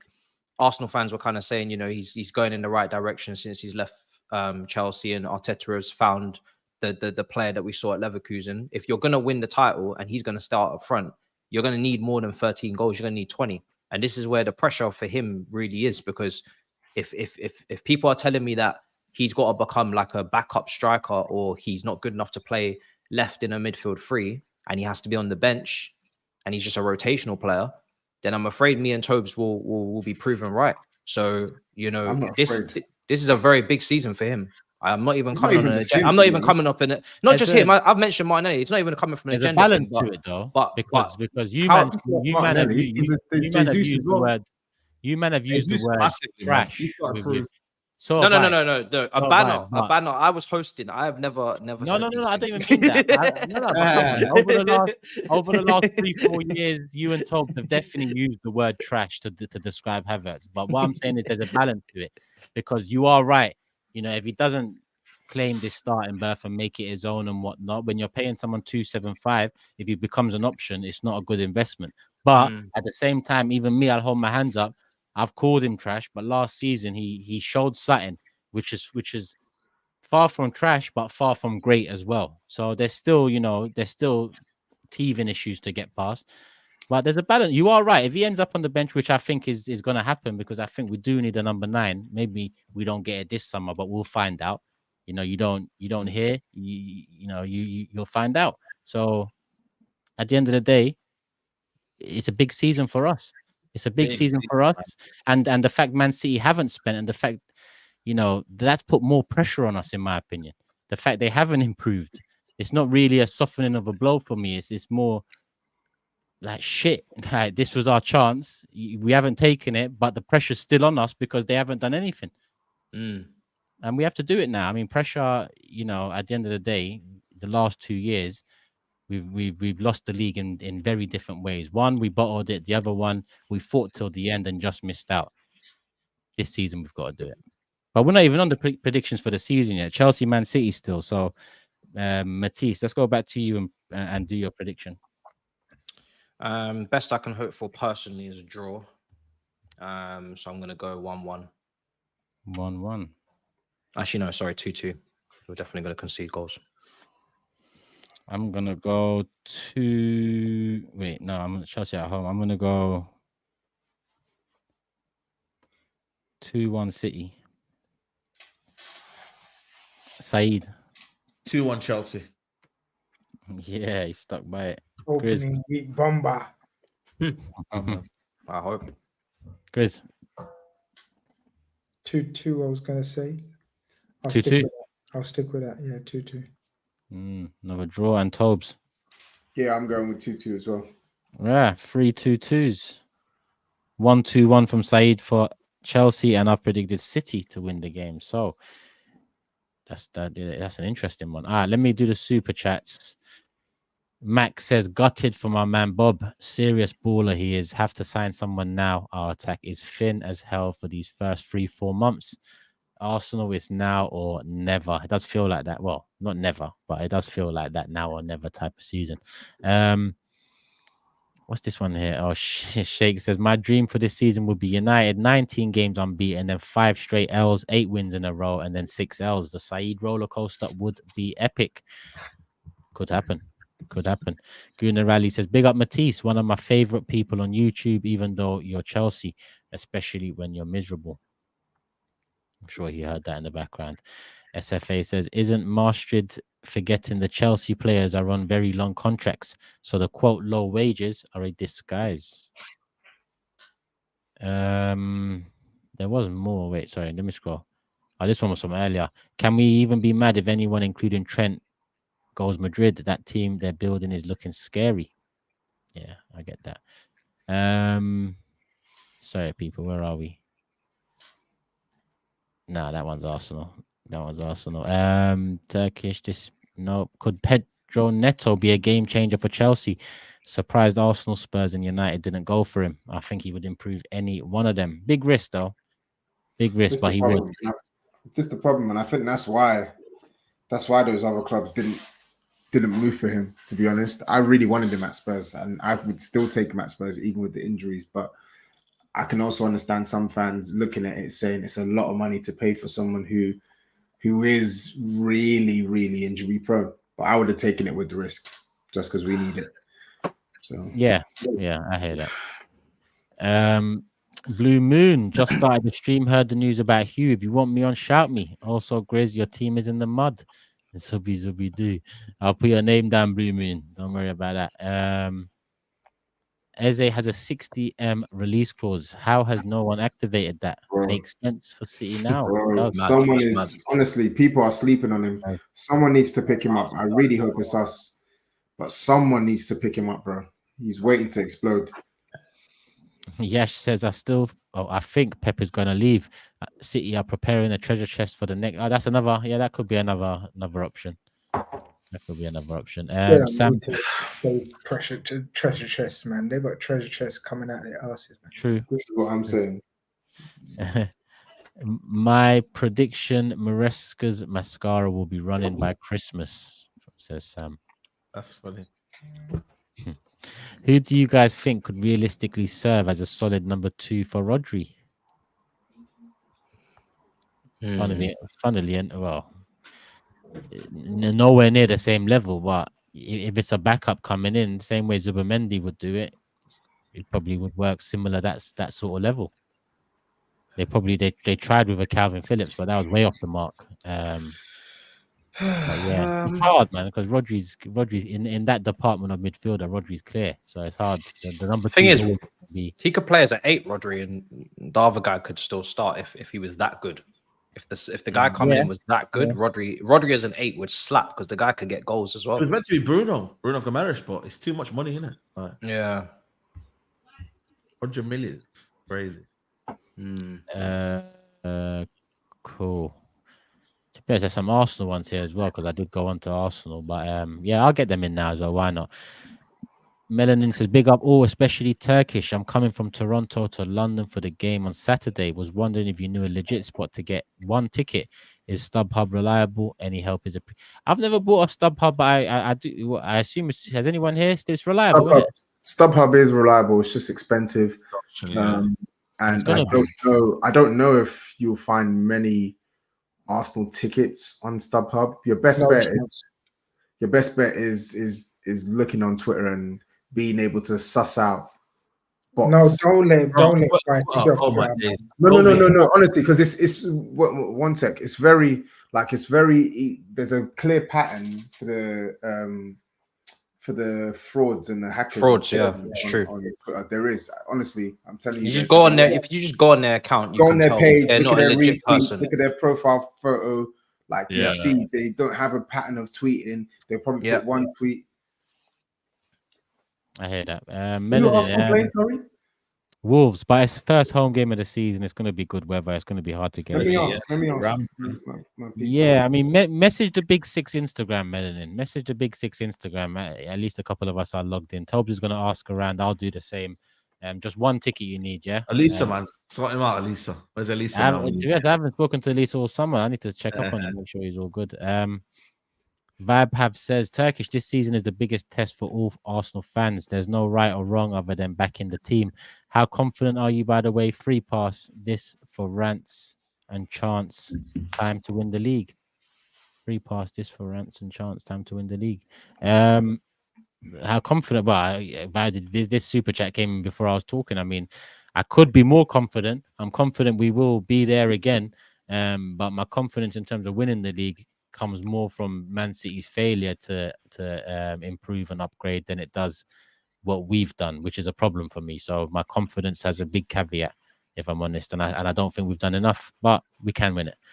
Let me get your other ones in because I did see a couple more or one more here. We have to win it. Reset as a club and end the banter era. We've come close twice. Must win.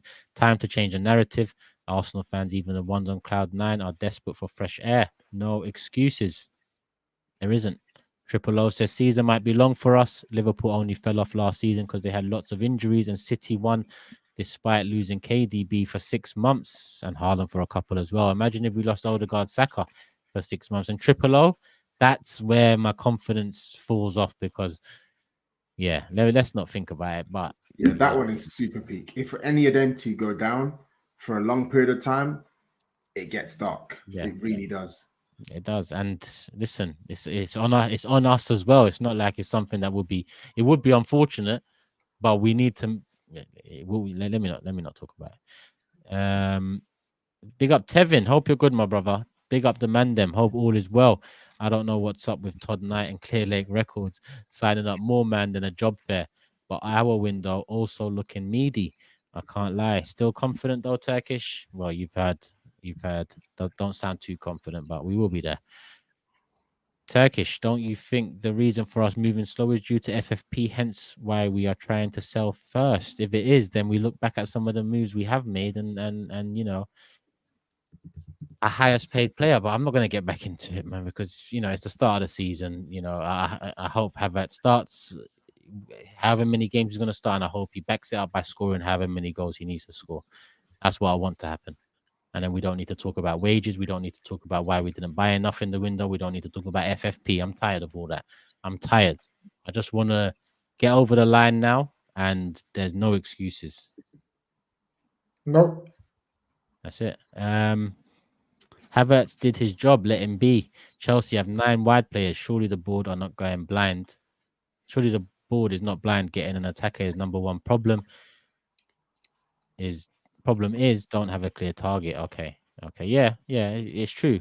And that's their problem again. You know, I always talk about football in general now in the market, but that's their problem.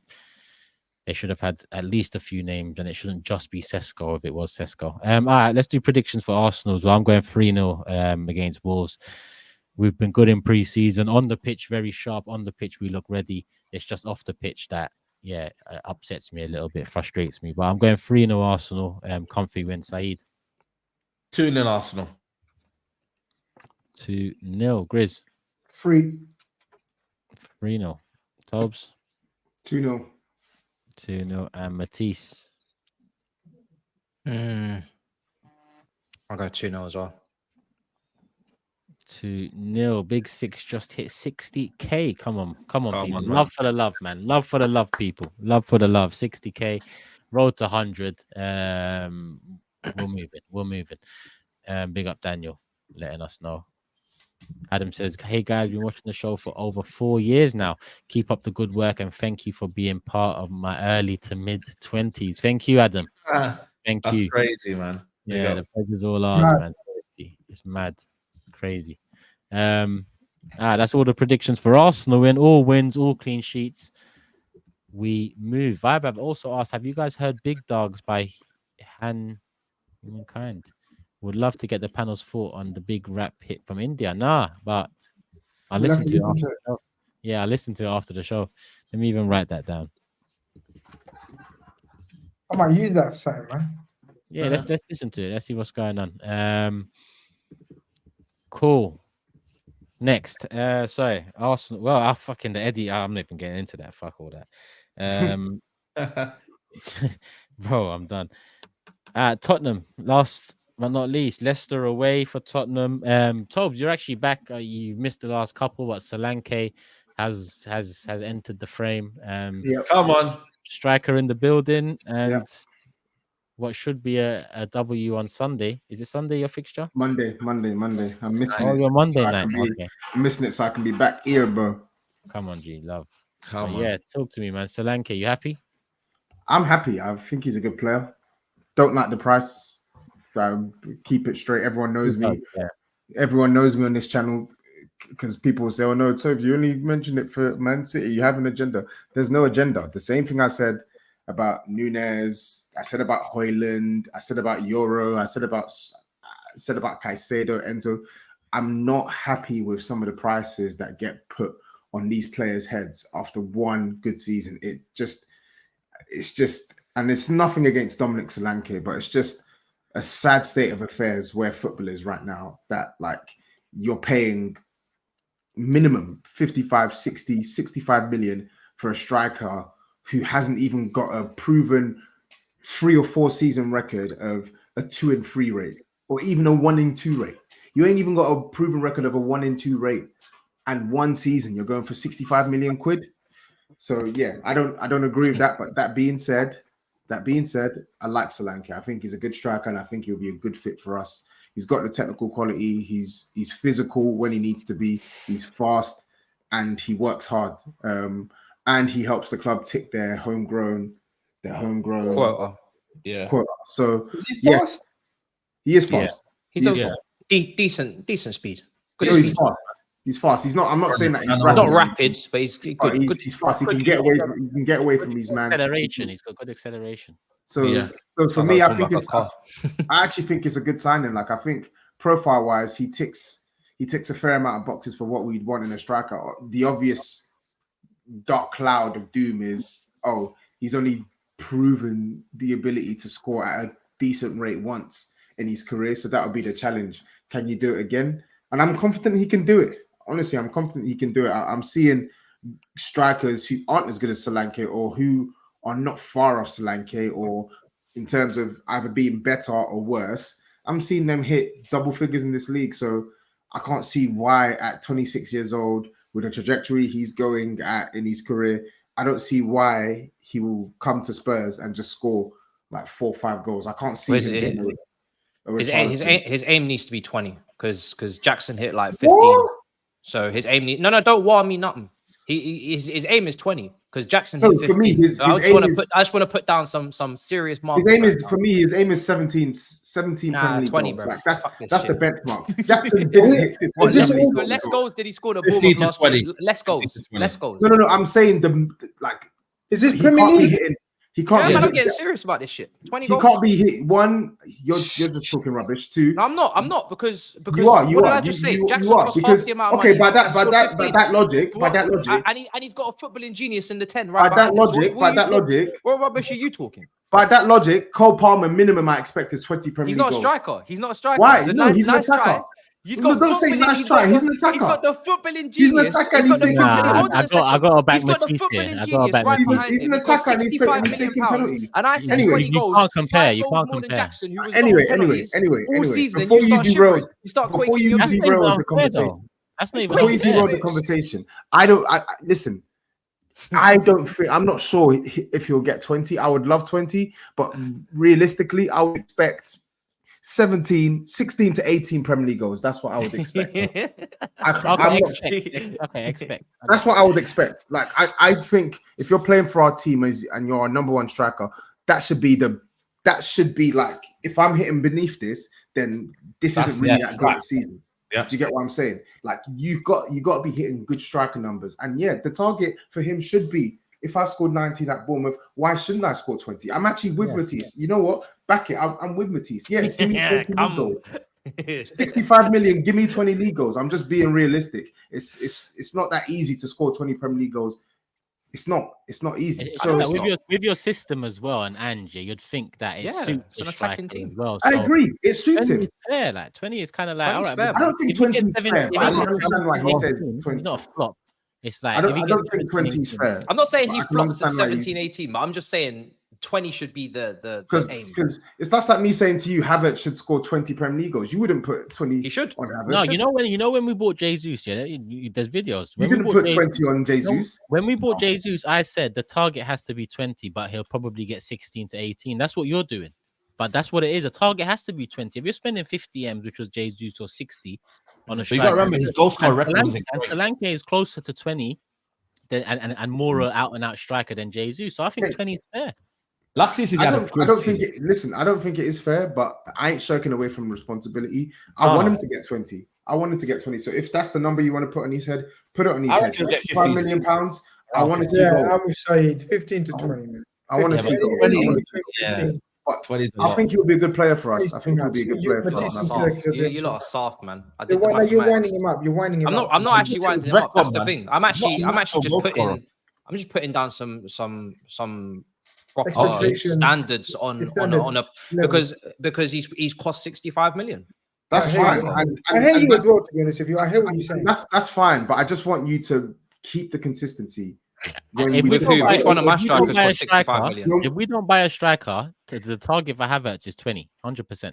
100%. I'm not talking about you, Turkish. I'm talking about Matisse. I just want you to keep the same energy. Which striker costs 65 million? I'm talking about the performance of a player relative to the price in their position.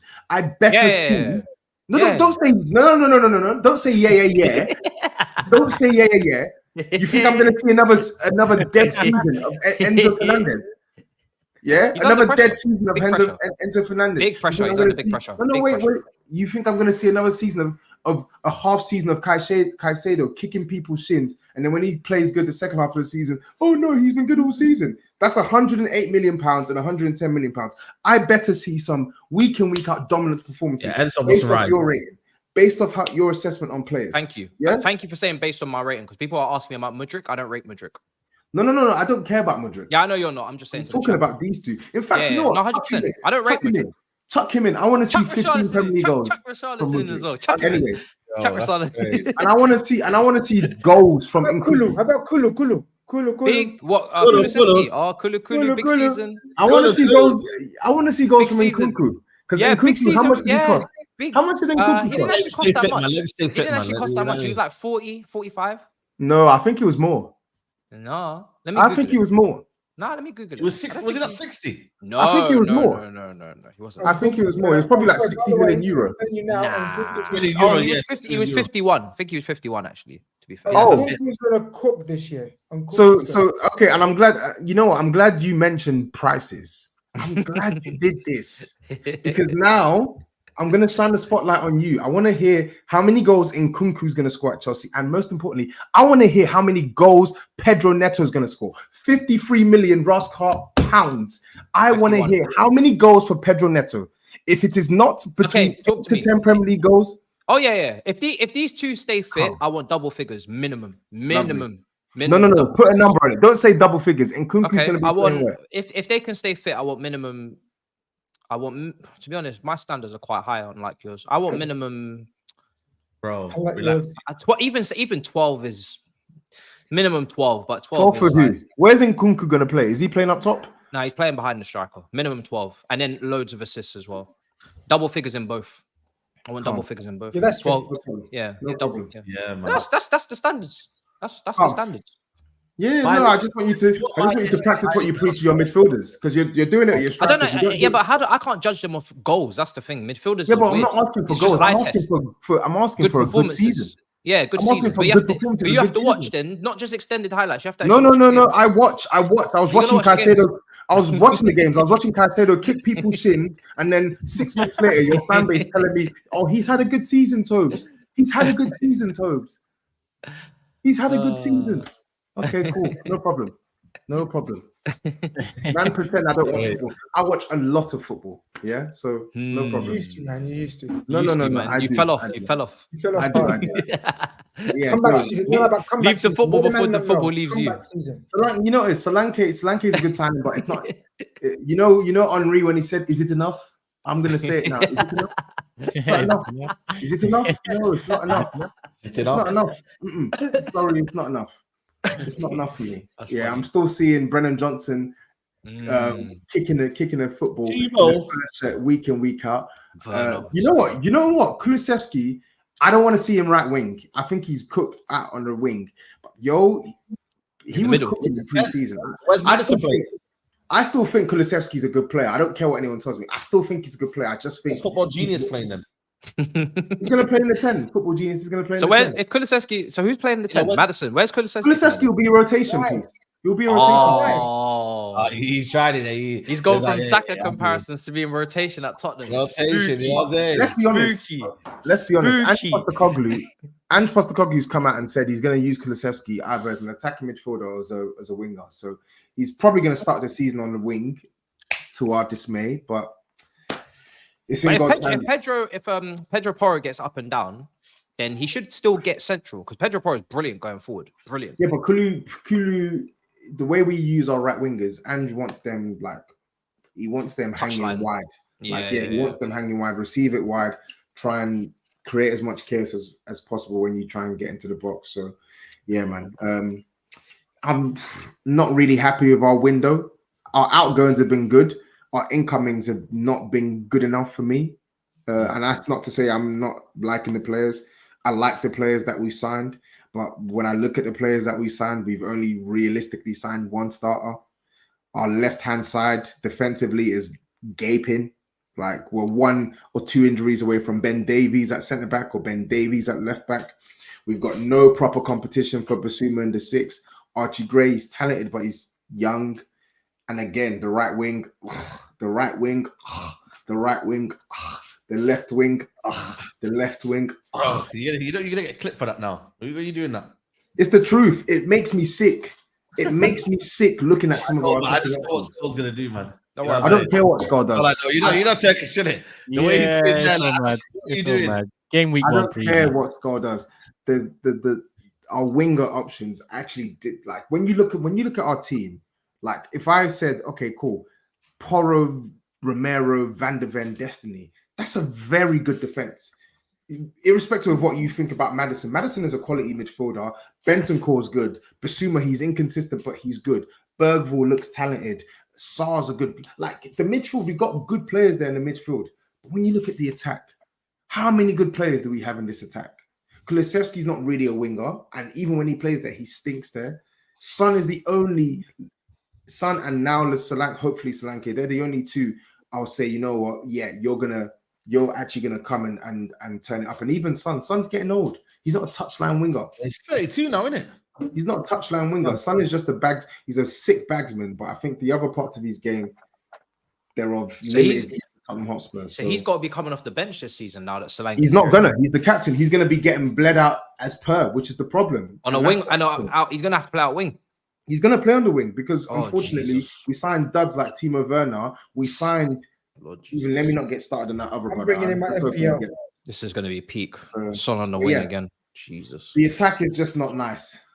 You know, Baka, when it's not nice, it's just this is nasty. Baka not nice. The attack is not. Can he not? Can he not be going into the season? Can you be positive, please? Can he not? I'm realistic. It's not being positive. I'm realistic. I'm a realist, right? I've just explained to you there are good things I like about our team. We still got, I think, quite a lot of good players, but our squad, the squad is what. Finish above Chelsea and Man United. Would you take Hudson-Odoi at left wing? No, I wouldn't. I wouldn't take him. Man, relax. What about Pulisic? Why would I take him? I thought you wanted to improve your left wing. Clearly not. Is that really an improvement? Would you take Sterling? Sterling? Because they got. No, I wouldn't. Not right now. Sterling's on the way down. He won't leave anyway, man. His wages are mad right now. Sterling's on the way down. Well, let's see. There's a couple days left. There's a couple more players to sell. We can still make some movement in the window. So let's see. Yeah, there is, and we still got quite a bit to get through. So I'm gonna keep it moving. We still got the season predictions to do, which we're gonna do in a kind of quick fire format. And we still got 3 pieces of breaking news to release to let you guys and girls know about. 3 big pieces of breaking news as well. So what I'm gonna do is 1.6k likes. Let's get to 2,000 likes. I'll give you the first piece of breaking news. And like I said, they're all big pieces. So do hit that like button. There's 6.3k in the building, so surely we can get to 2,000. Super chats. Mohammed says goals won't be an issue for Spurs. 15 from Solanke will be fine. Son will get his usual numbers, and guys like Richarlison will contribute. It's about 100%. Whether their defense can tighten up. 100. You know what? It's not even just the goals; it's the quality in attack. But I will say this: even though I did want him sold, Richarlison is going to be a decent option for us if he stays off the bench for goals. He will be. People actually pretend like this guy can't score. They look at the one season where he scored 1 goal, and they don't look at the fact that this guy, last 6 Premier League seasons, 4 of them, he scored double figures. I think he'll score goals off the bench for Tottenham. And for the first time in a long, long time, we're actually going to have goals off the bench, which, just hasn't really been a thing at Tottenham for a while. So I think centre forward, I'm comfy with Solanke now. It's just the wingers. The wingers, they make me sick, man. They make me sick to my stomach. Oh. Jason says, Tobes, the Tottenham have a set piece coach because they're rubbish at defending them. Ask Ange, man. That shit pisses me off. Ask Ange. There was another one here. Suj says, apologies, Tobes, for not mentioning you in the previous stream. Subscribe to the panel. GRIZZ road to 50k. Tobes 20k. HUGH 10k. Turkish, Matisse, and SAEED 100k. Go subscribe, people. Individual channel links in the description below, including HUGH's. Make sure you go subscribe, people. I think that was it on Tottenham, if I'm not mistaken. Predictions? Yeah. We'll do Tottenham predictions, mate. Yeah, Leicester Tottenham, go on. I'm gonna go 2-1 Spurs. Where is it? Leicester. King Power. Yeah. King Power.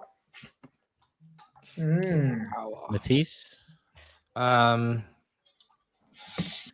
gonna go 2-1 Tottenham. 2-1 Tottenham. I'm gonna go 3-1 Tottenham. SAEED? 2-0 Tottenham. 2-0 and GRIZZ. 1-1. 1-1. Draw predicted from GRIZZ. That's all the predictions for game week 1 done, people. I'm going to publish it on the socials, Instagram, Twitter, TikTok, at the Big Six Show, every single platform. Go subscribe to us on there.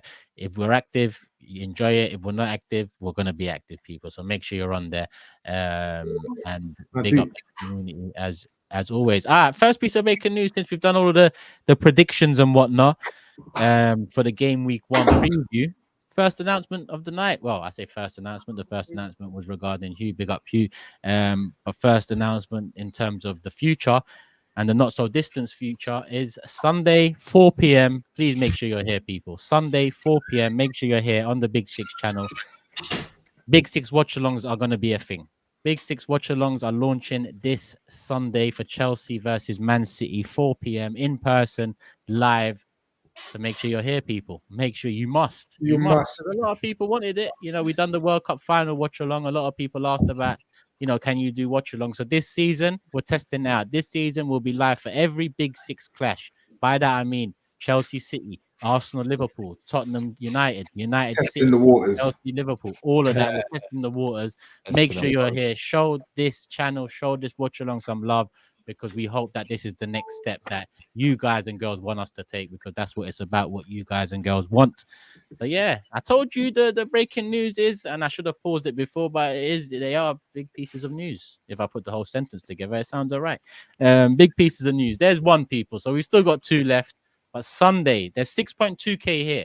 So I'm expecting at least 3,000 of you on Sunday, 4 p.m. right here. We're going live. Please hit the like button. Make sure you subscribe. Put the notification bell on. Adam says, Toby, I know you're trying to be positive for the season ahead, but that entire defense just stinks. Come May, you'll be fed up and the cycle repeats. Love for the love, people, as well. I see all the love in the comments. The defense stinks. No, the setup is a bit... The defensive setup stinks, not the defense. Yeah, that's fair. The setup, yeah, that's fair. That's fair. Let me get the others in while I can. Hassan says Chelsea got so many players they can't even fit. TOBS, is this your up? They can't even fit on Toby's forehead. It's fine, no problem. Fitted them all on my forehead. Mohammed says, we'll see where he is in a couple months. It's voting trying for Vitor Roque. If Arsenal get Marino and Gyökeres, you'll surely take it. I would. And believe, brother. I'll believe when I see it, innit? You gotta see it. You got Marino. Well, yeah, pretty much, but it shouldn't have taken this long. But Delhi says, also big up Brush from KG's channel. The only one on there that keeps it real and doesn't get too giddy over a few transfers like SAEED and KG. Well, Brush is a mod on this channel as well. It was a here we go earlier today. And we've got a new mod on this channel, so big up Rush. So it says 2.5k watching. Let's get to over 1,000 likes. We're past that. Let's get over 2,000. Subscribe to everyone on the panel and big up the Big Six family. Come on, Suj. More love. Big up the panel. Why no more timestamps on previous videos? Honestly, it makes life a lot easier to rewatch. Listen, people, apologies. Obviously, a member of the community has been doing it for us. Not that he was asked, but he started doing it. I asked him if he'd mind to pay it. He didn't mind. I believe he's gone AWOL. I hope everything's all right with him. If you're watching, just me, we miss you. If you are watching, you know, I'll give this show to see if you do put the timestamps on it. If you don't, then I'll get on it from the next show, let's say, people. But yeah, apologies about the timestamps. It was just the way it kind of fell into place. And Jason says teams are absolutely going to be scared to play Chelsea. Nkunku, Palmer, Neto, Osherman. Yeah, scary on paper, but let's see the reality. All right, that's all the super chats. That's all the predictions, season predictions now. And like I said, it's 1 minute past midnight. We're coming up to 2 hours, so we won't make this too long because we've still got a couple pieces of news to announce. All right, the bit of jeopardy as well. We did this in the first year, but we didn't do it for the next few. For these, they will have an impact on the prediction table come the end of the season. So for each correct prediction, it's 3 points at the end of the season in the prediction table. So you'll get 3 points if you correctly guess the champion. You'll get 3 points if you correctly guess the third place finish. You'll get 3 points if you guess the golden boot winner, and so on. Because the transfer window is still open, I've got a list of questions that I will ask, and we will all be allowed to make 3 changes on 1st of September. So the first show, once the transfer window closes, you can make 3 changes. But if the changes are in the top 6 prediction, if you're changing Chelsea in 5th, but you want them to be 3rd, the team in 3rd has to go to 5th, and so on. That's just one change. Everyone understand that? Yeah. All right. Grizz is bored. He's had enough. What is he doing? No, I'm here. Carry on. I'm here. Starting to build. All right, cool. First up, champions. Who's going to be Premier League champions 2024-25? I'll start, and then we'll continue going round, starting from the next person in line. Arsenal. I'm going to go with Arsenal. Come on. Man said, come on. He wants the clips come the end of the year. Clips. I think it's going to be happening. Yeah, SAEED, go on. Champion. Arsenal. Sticking by your guns. Grizz. Arsenal. And I know that's tongue in cheek pressure from Grizz. Nah. Yeah. Not I know you. Saeed, yeah, Saeed don't believe. Because Saeed don't believe. You know, I believe in Arsenal. No, I genuinely do. No, you're chatting shit. I'll say it again. I'll spell it for you. Cite. Sorry. CITEH. Cite. City. Matisse. After all that, go on, he shit himself. I just don't want my name associated with this on the Instagram.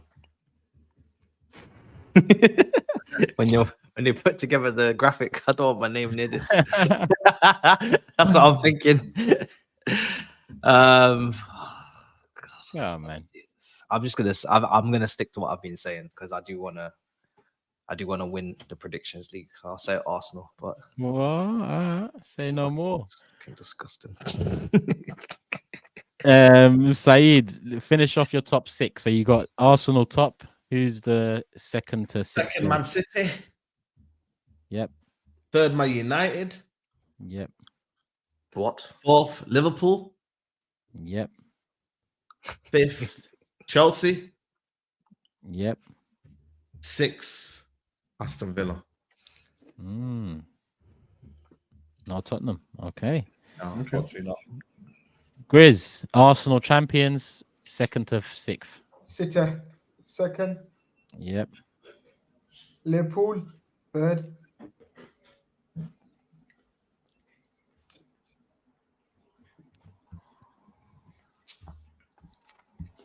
Chelsea, 4th. Oh, okay. Manchester United, 5th. Spurs, 6th.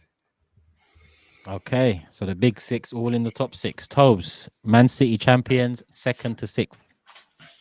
2nd, Arsenal. 3rd, Liverpool.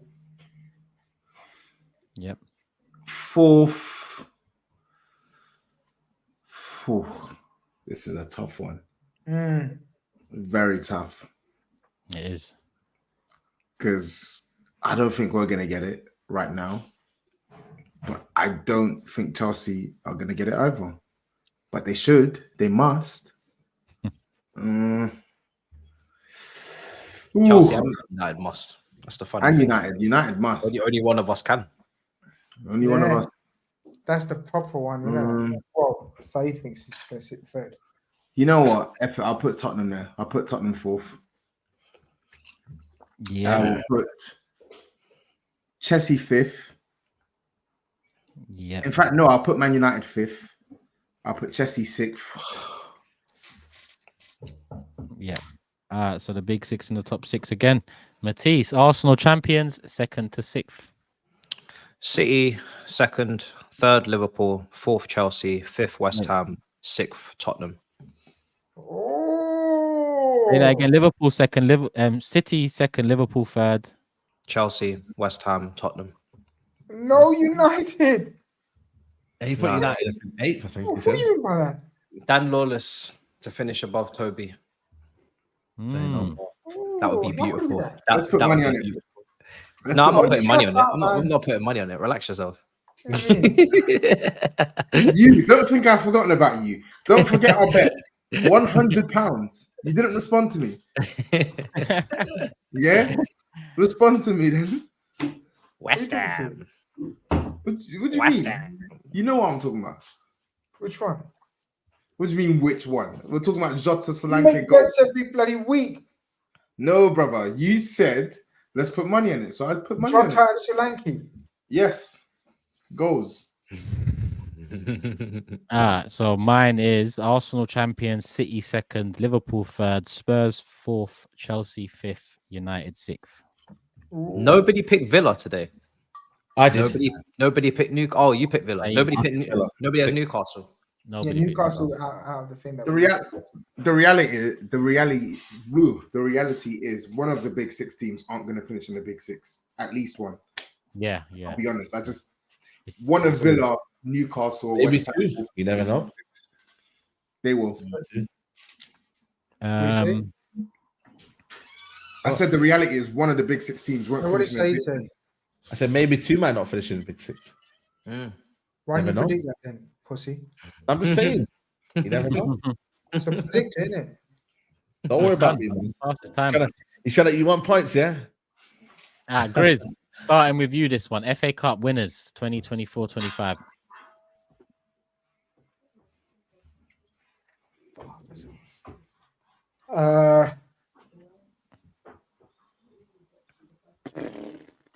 Arnie slot standards, Liverpool. Arsenal. No, I'm joking. Not Arsenal.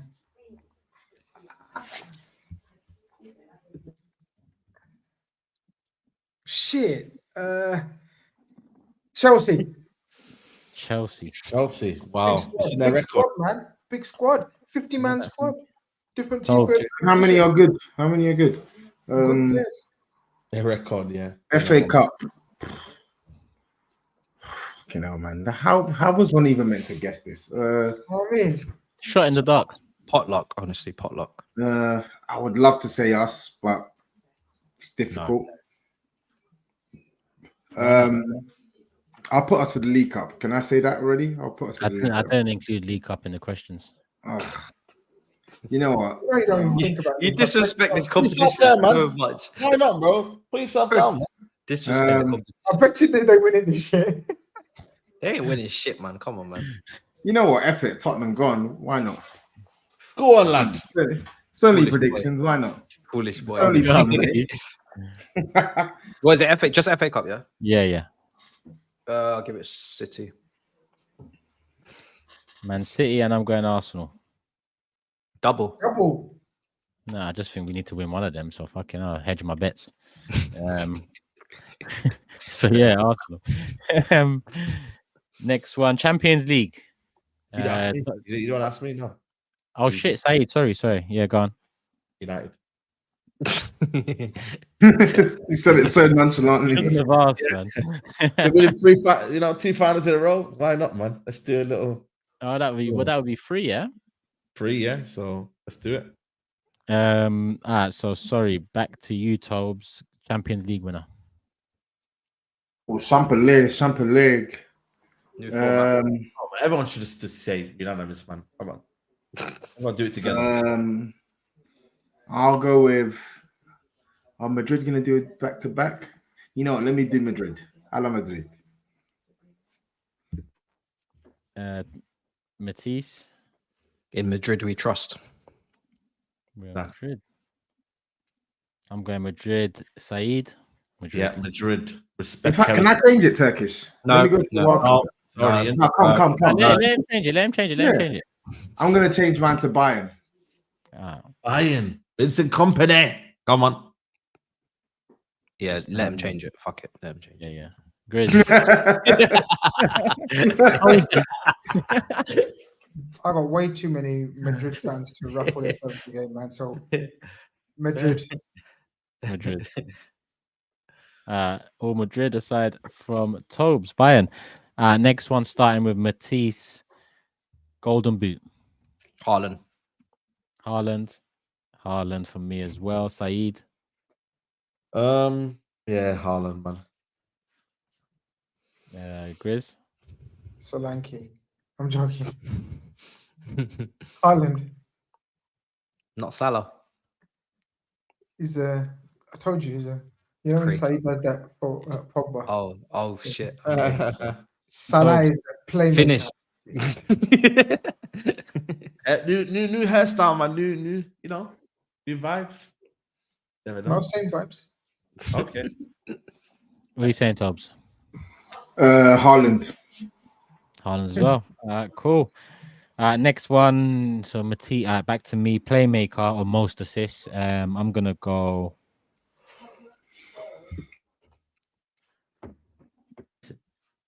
I'm gonna go Saka. Saka. Yeah. Damn. Saeed. I don't know, you know. I'm gonna say Odegaard. Odegaard. Grizz. Salah.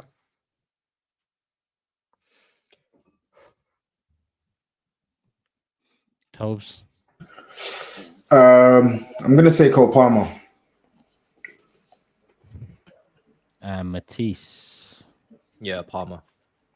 Yeah, first time I think in Big Six history, no one's gone for De Bruyne for this category. It's the injuries, man. I don't know how many games he's gonna play. Yeah, that's the doubt. Next one, yeah, Saeed, you start this one. It's Golden Glove, but I'm gonna throw the caveat that pick the team because if a keeper gets injured and whatnot, and the team still gets the most clean sheets, that's really the winner. So Arsenal. Okay, Arsenal. Grizz. Arsenal. Tobes. Oh, I guess it's gonna be those nasty gooners. Yeah. Don't know why. What was that combined 11 super chat about earlier? How many Tottenham man did you try to put in a combined 11 with us? I put the logical opinions. So I said Destiny. No. I said Destiny at left back. Is that really outrageous? No, okay, it's not outrageous. Cool. And I said Vicario over Raya. That's not really. Yeah, that's kind of that's all right. Ballot. Cool. And then I said Son left wing. Oh yes, over Martinelli. And Son's not a left winger anymore. Son's not a left winger anymore. He played left wing for half of last season. What do you mean? Yeah, but he wasn't great. They're kind of cheating there. Yeah, but he scored goals. And I'd rather put Madison on the left wing. I know he doesn't if we're talking left winger in the last 12 months, Trossard is the one that makes it. How? Son scored more Premier League goals than him. Yeah, but up front doesn't make sense. Up front though, man. He was up front. Back for the first 4 months. I just told you he played the second half of last season on the flanks. He scored more goals than him. What do you mean? So 3. Okay, so we're on 3. Is that it? Is that Madison? No. I said Solanke. I said Solanke over Havertz up top. Is anyone going to argue against that? He's getting mad now, yo. He's didn't even play a game. He's going to take off the team. That's what I said. Hold on, but Football Genius is in here too, right? At left side. And I said I would play Rice in the 6, Madison left 8, Odegaard right 8. What is the issue with that? You know what the issue is, yeah? You can't do a combined 11, pick half the team Tottenham, be happy with your manager, and then go on to not be excited about the season. Like, what is it? Which one is it? I literally just explained to you. It's like you're trying to insult Turkish. It's like you're trying to insult my intelligence. Can you win football matches with five players and a good manager, or do you need a whole squad to actually carry you over the season? Bro, took half the team though. That's but the positions you pick, you think Havertz is trash. You think Zinchenko is trash. I don't think Havertz is trash. I just don't think he's that good. We'll see about that. I don't think he's trash. I don't think he's that good. We got something for you. Something's confusing me here, but people will find out what's confusing me real soon because the second piece of breaking news is Friday midday. LA Back Your Chat is out. Yeah, so LA Back Your Chat is out Friday midday. Remember this moment here. Wait, one more time for me. Just say what you said. It's the truth though. And before I start, let's not forget what was said behind closed doors. I took one for the team and did this one because these words didn't even enter. They didn't leave my mouth. Right, so it's fine, no problem. I can definitely find the quote of you saying Havertz. Yeah, you did say at one stage. That's where it came from. Definitely fine. But he went to the stadium as well. He was like, "I am." People are saying you're a Havertz hater. I am because he's not good. He stinks. He's owning that one. And he gets overgassed. I said Havertz hate man like that. He's trash. No, it doesn't. He stinks, isn't it? Let's stop Semantics. kicking Semantics. him out of Man's here, just changing the Semantics adjectives. was. Trash stinks. Trash. It does. means Facts. It does. Trash Trash stinks. man. He's trying to be smart with the wordplay. Grizz is over there doing the maths. Hey, I Grizz can't is hide doing it, the man. Yeah, man. Fuck it, man. He's jazz, man. Sorry, I ain't with it. I ain't with it. So there you go, people. First things first, Sunday 4 p.m. watch along right here. Make sure you subscribe. Make sure you're there. Second thing, Friday midday, LA Backyard Chat. Big up everyone out in LA and whoever came and supported and took part and was part of the crowd and showed us love and brought us drinks and and all of that stuff. Like really, it hit home for a lot of us. It's mad the love that we got out there, and the content's come out prim and proper. Not that I know, but I was on the day. I'm sure all of you saw me walking around. It looked proper, so I can't wait for that to come out. Friday midday, Backyard Chat LA will be out to kick off the season, and Sunday it's watch along time. Still one more piece to release, and yeah, I'll wait till the end for that. But that is the two big pieces of news coming to the Big Six channel. Matisse, most clean sheets. Arsenal. Yeah. It's a weird world we live in where this is an easy answer. Yeah. Not Chelsea. Are you mad? Are you, bro? You've been watching us in pre-season. With your 200 million quid. That's Robert's. That's Robert's defense. That's Robert's defense. That's Robert's defense. Just ignore him. It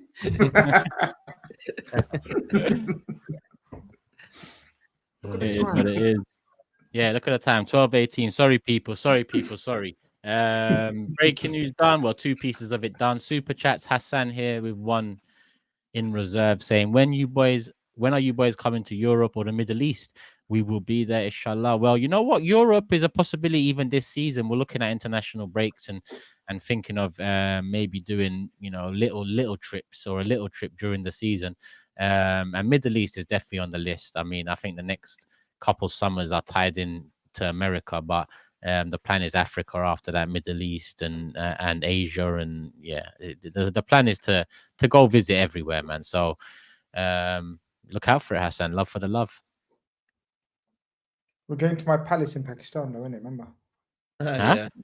Oh yeah. That would be crazy. That would be crazy. We can combine that with India as well. That would be mad for. That would be crazy. Big up everyone in the chat still. There's still 6K in the building.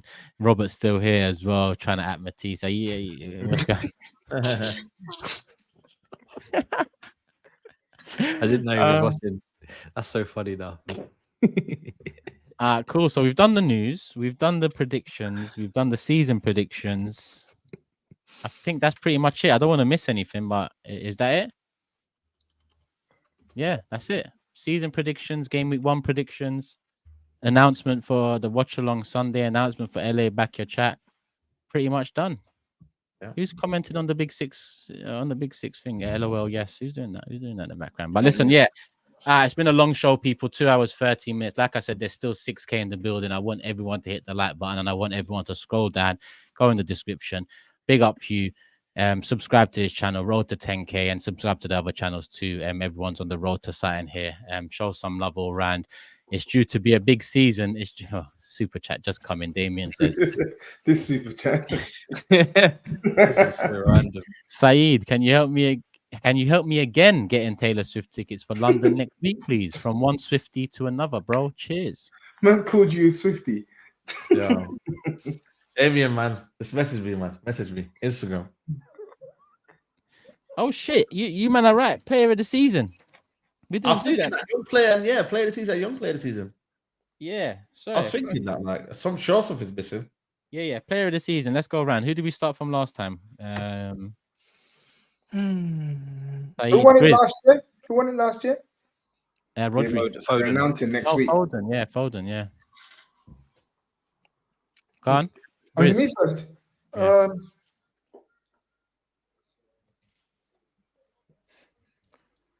Odegaard. Okay. Why are you laughing? Everyone's different, isn't it? TOBS.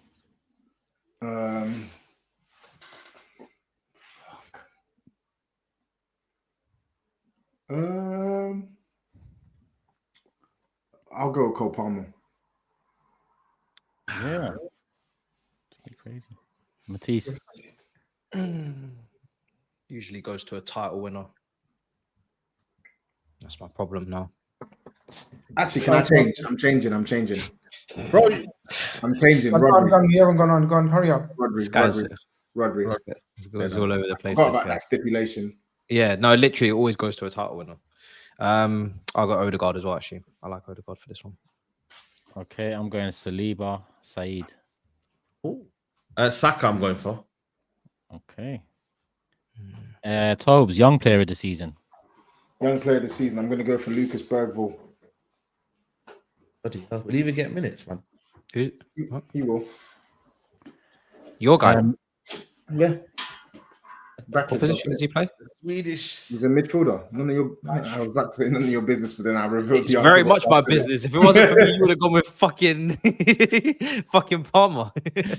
None of your business, go on. Matisse. No, I'll go Palmer for this one. Oh shit! Yeah. Oh, what is it? It's under 23. Under 23. Yeah, under 23s. Yeah, Palmer's young, man. I don't know what you're doing, Tobes. That brother ain't winning shit. Back the youngies, isn't it? SAEED. I'm gonna go with Kobe Mainoo. GRIZZ. Gerald Kwanzaa, yeah. So wait. So Matisse, you're not gonna. You might not serious. I said Palmer. No, but you're not gonna laugh at GRIZZ putting Kwanzaa. Oh no, I'm not even. It's not even funny. I'll be honest. It's not even One funny. sec. No. Can I change mine to Saliba? He's under. He's 23 now. He's actually ridiculous. It's 23. Oh, okay, yeah. It's under 23, isn't it? Kwanzaa. Maybe Kwanzaa will start every game next to Van Dijk. Maybe ITK knows something we don't. You lot don't know Kwanzaa, man. You're born on just No, yours was way worse than that, Tobes, I'll be honest. Matisse, we're starting for you on the last one first. Big Six manager to be sacked this season. Big Six manager. Yes. No, Ten Hag. Not Premier League manager, not first Premier League manager. I think you should do all Premier League, I can't lie. Yeah, man. No, Ten Hag. Big Six. Why Premier League? Wait. Say that again. Matisse said Ten Hag. Yeah, Ten Hag. Respect Big Six, Ten Hag. I'm gonna say Ten Hag. Yeah, Ten Hag. We're all gonna say Ten Hag, isn't it? SAEED. That's what I'm I'm gonna say Ange Postecoglou. There you go. GRIZZ. Bro, I told you, Van Nistelrooy was brought in for a reason. Ten Hag. TOBS. I'm gonna go Maresca. Okay, can I change mine? Yeah, please. He just realized, fuck, like Ten Hag's my manager. No. I'm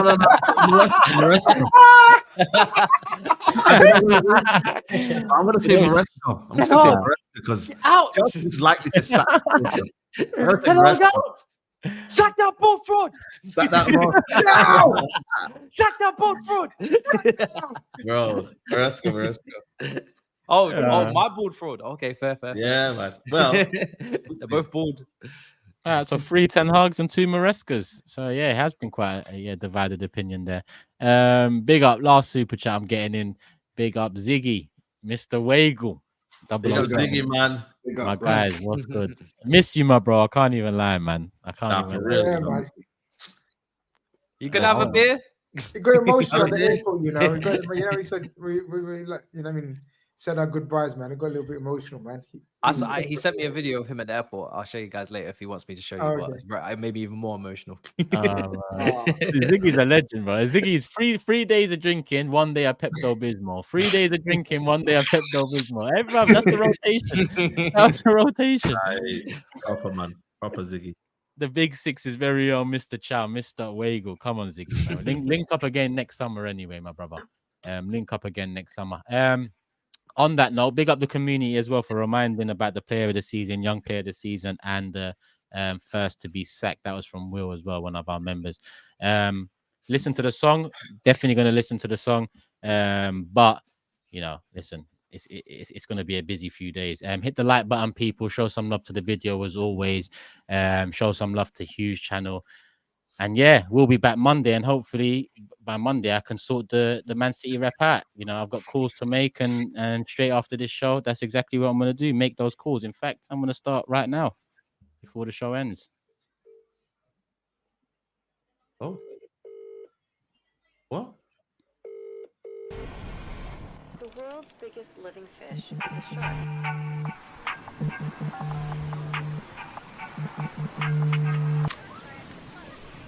Hello.